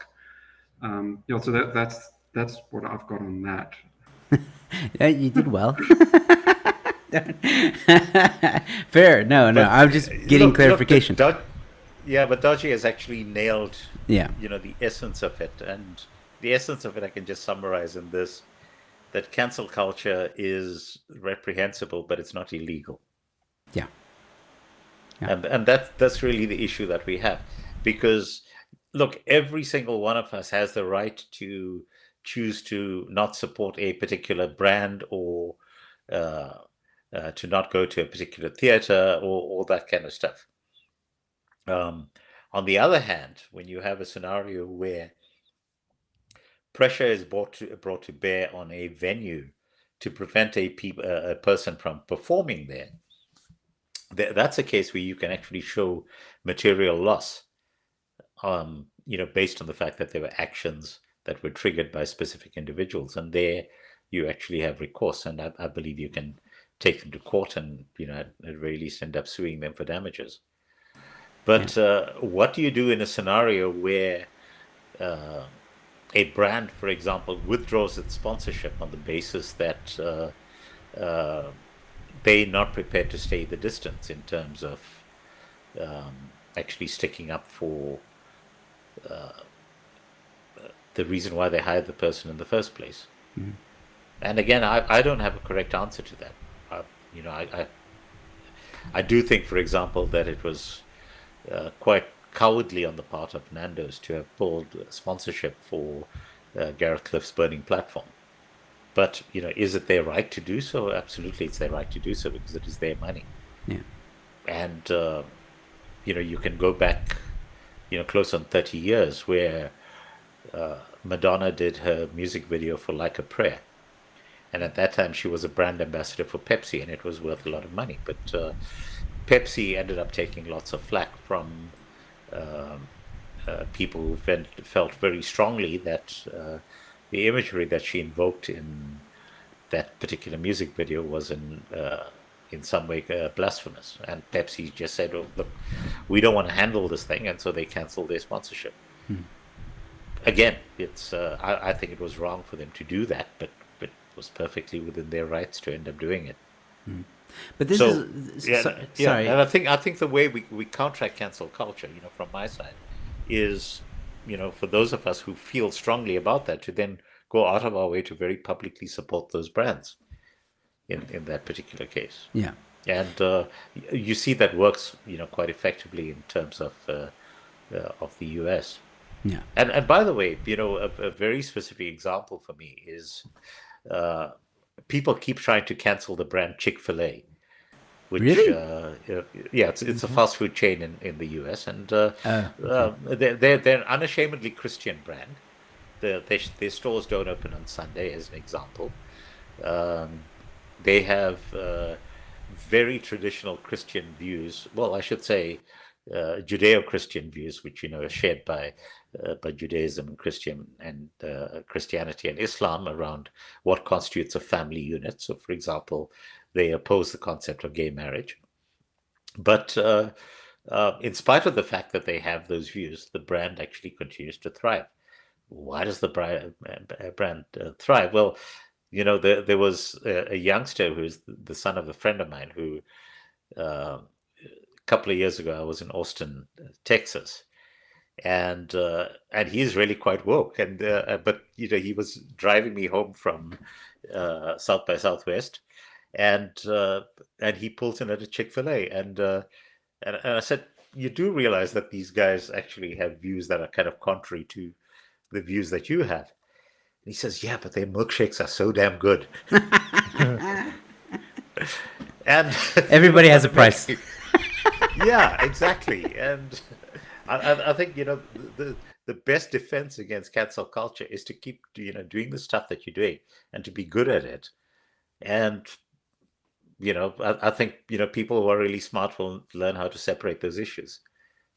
Yeah, absolutely.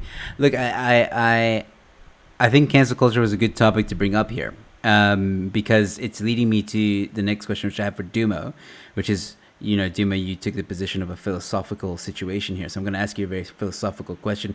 And then, guys, I'll only use you or have you on for another 15 minutes. I know we've gone a bit over time, but just another 15 minutes of your time, and we'll close it there. So this will be the final kind of question from me.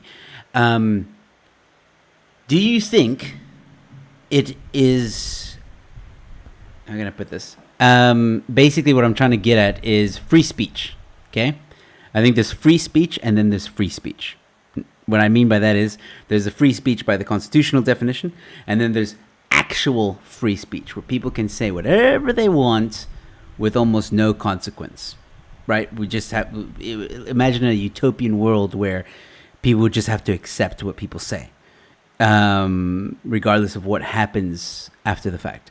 So from a philosophical point of view, do you think we could ever achieve, because I see a lot of people in the comments have been saying like, oh, hate speech is bull, BS, this is all BS, there's no such thing as this, we shouldn't have limitations on speech, blah, blah, blah. I've seen a few comments saying that no, there should be no limitations on speech whatsoever. So do you think that's a good idea, bad idea? Do you think it's possible for humans to ever reach that goal of ultimate free speech? Okay, first of all, okay, so I think the distinction that you made is between free speech absolutism and free speech barring speech that causes violence, all right? Mm-hmm. So with regards to free speech absolutism, is it possible to have a society like that? Yeah, it is possible, definitely possible.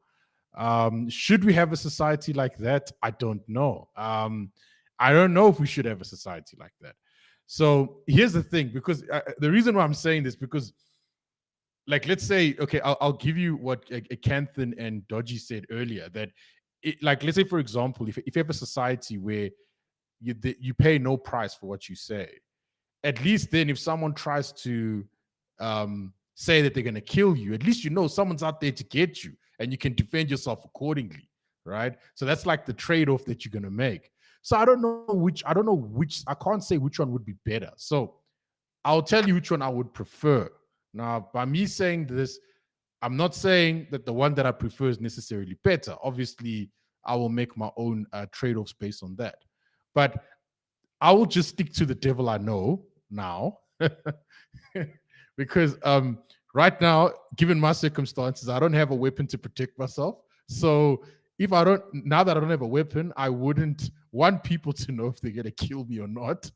But if I did have one, then maybe my views would change on that. So I would say, given my current circumstances, this is what I would prefer. But again, I will also have to make the concession that, look, I do take into account that, look, there is speech that can cause violence.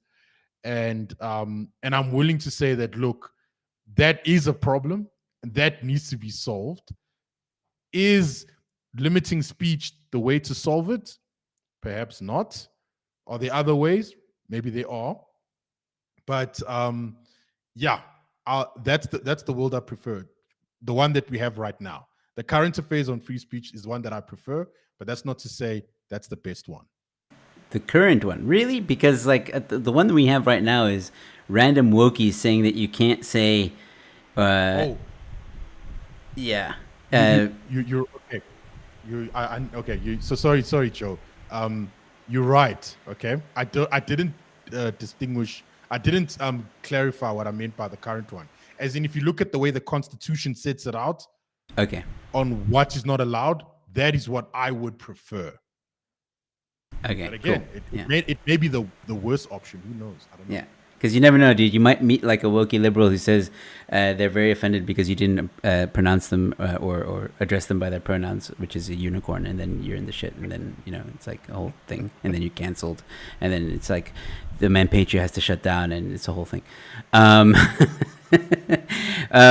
right, cool. So I'm gonna ask the same question to Kanthan and Dodgy. So basically, do you think what did you call it? A absolute, what was it? Oh, free speech. A world that adopts free speech absolutism. Yes, absolutism. Kanthan, let's start with you. Do you think that's possible?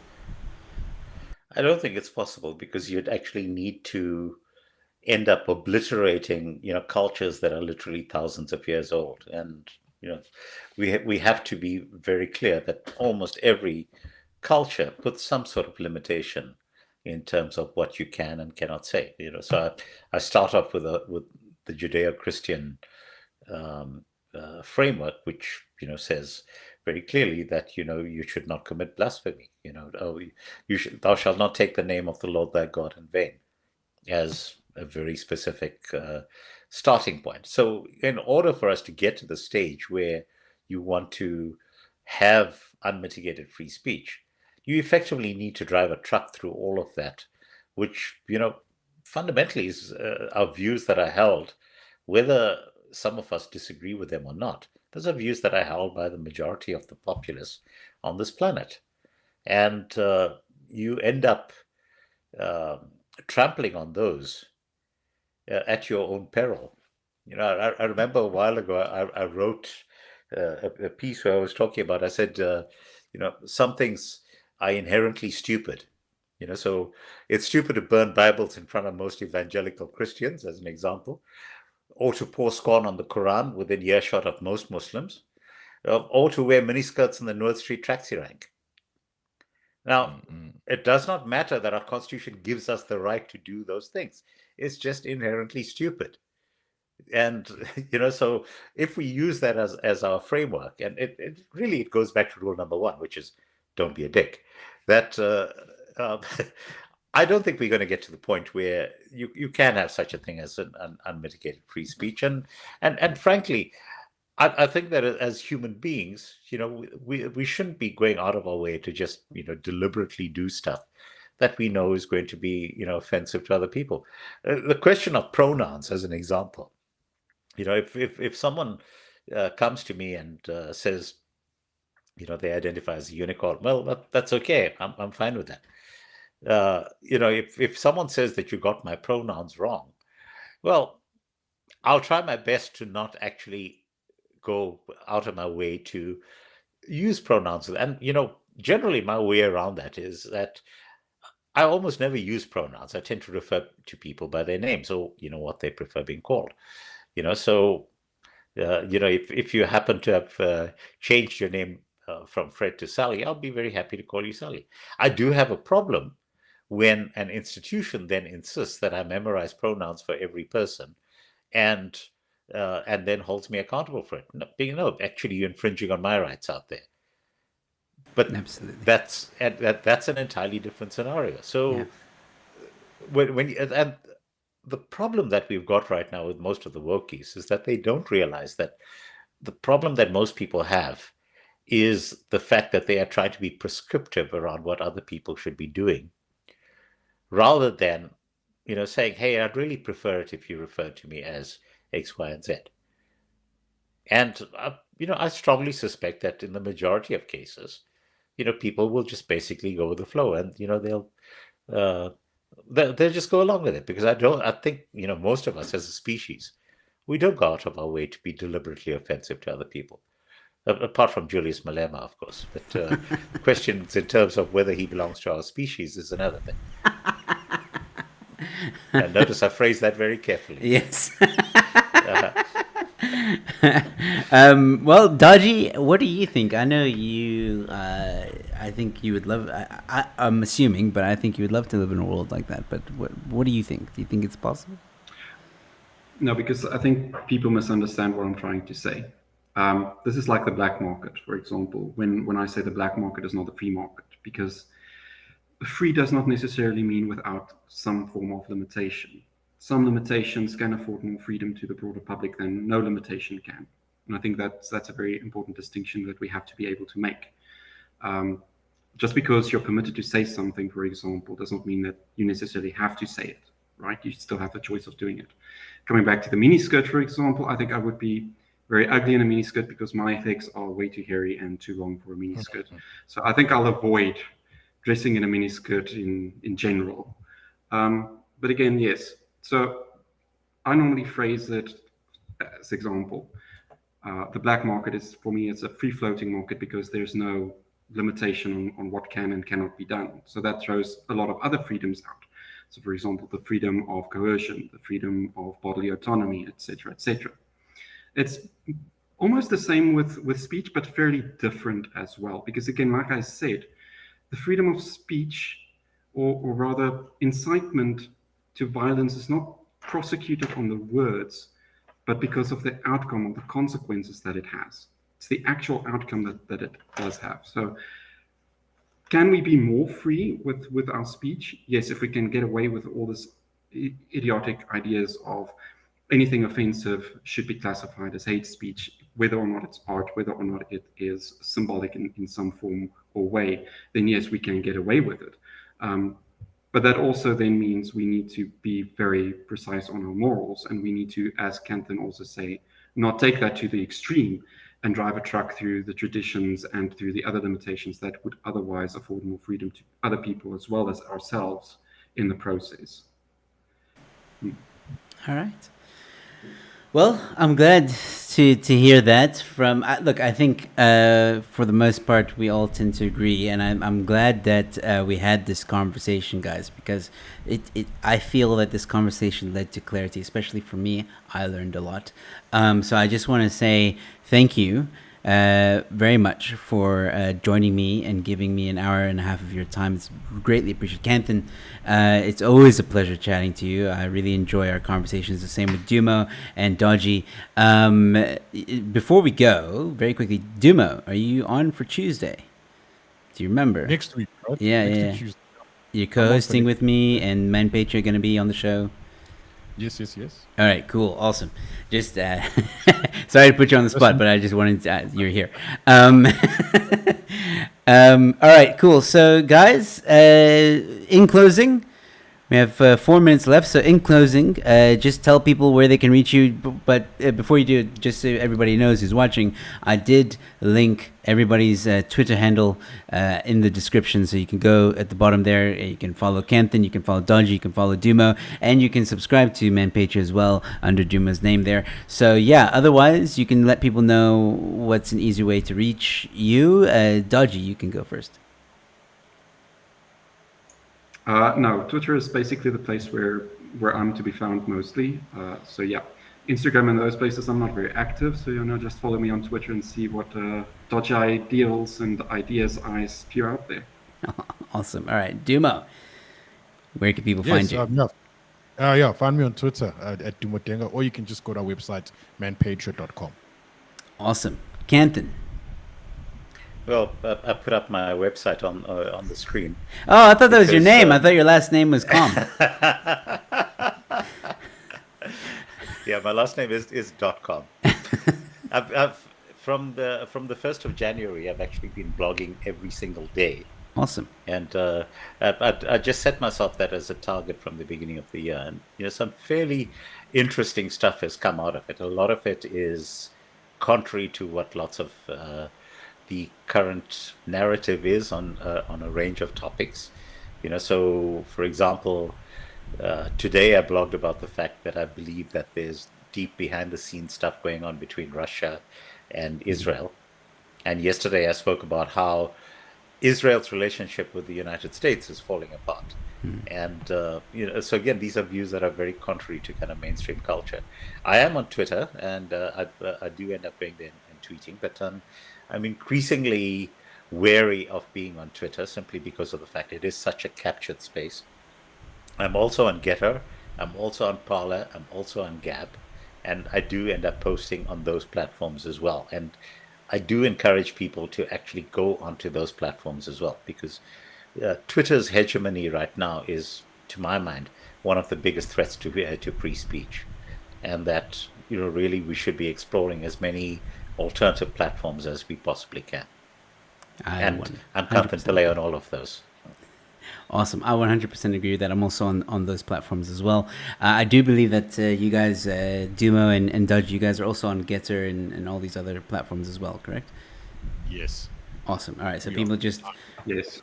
Google them and you should find them. Gents, you may take your leave. Thank you so much for joining me tonight. This really was an awesome, awesome conversation. I'm truly grateful, and I'll have you all back again soon. Thank you so much. Thank you. Cheers.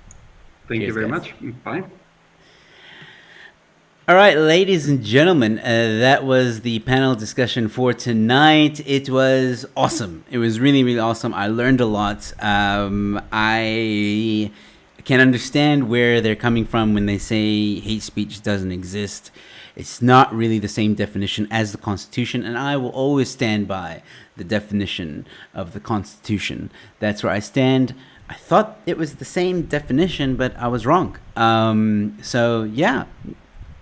We learned things on the show, ladies and gentlemen. I hope this was insightful for you too. I hope you learned something as well. It's going to be interesting with the Afriform versus EFF situation. You know, it's really tough for me to admit that on the one hand, you have a song that I think really is dangerous. I think it is a very, very dangerous song. But the point that they made about, you know, or Kanthan made about, you know, you have to make that connection is a very valid point as well, because that's what the court is going to look at the end of the day. I think this case is going to be a very interesting one and a monumental one for South African law. So we'll definitely be keeping a close eye on that story.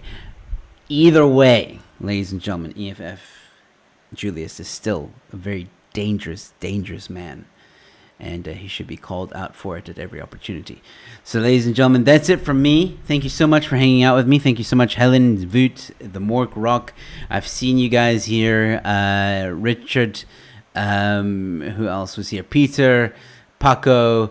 The list goes on and on. Tracy, thank you so much. Everybody else who tuned in and watched and hang out with us. Helen, thank you so much. Deborah, you guys are all awesome. Thank you so much for watching. Thank you to all the new names I've seen. Artful, Dodger, Cyberpunk. Thank you guys so much for tuning in. And there was many, many more. I can't go through all of them right now. If you're watching on Facebook, thank you so much. Follow, subscribe to YouTube, Twitter, same thing. No matter where you're watching, come to YouTube, subscribe. I've got more content on YouTube, but I also post a lot of different other content on all my social media. So like, follow, do your thing, do the thing. You know what to do. Ladies and gentlemen, I'll be back Thursday evening from 7 p.m. You'll be hanging out with me for an hour, and then it's going to be Say What? Comedians Roast the Headlines, ladies and gentlemen. It's going to be a fun evening. Join us for a laugh. You guys are awesome. Enjoy the rest of your evening. Enjoy the rest of your evening, and until next time, stay safe, be kind to one another, and I'll see you at the next one. Cheers.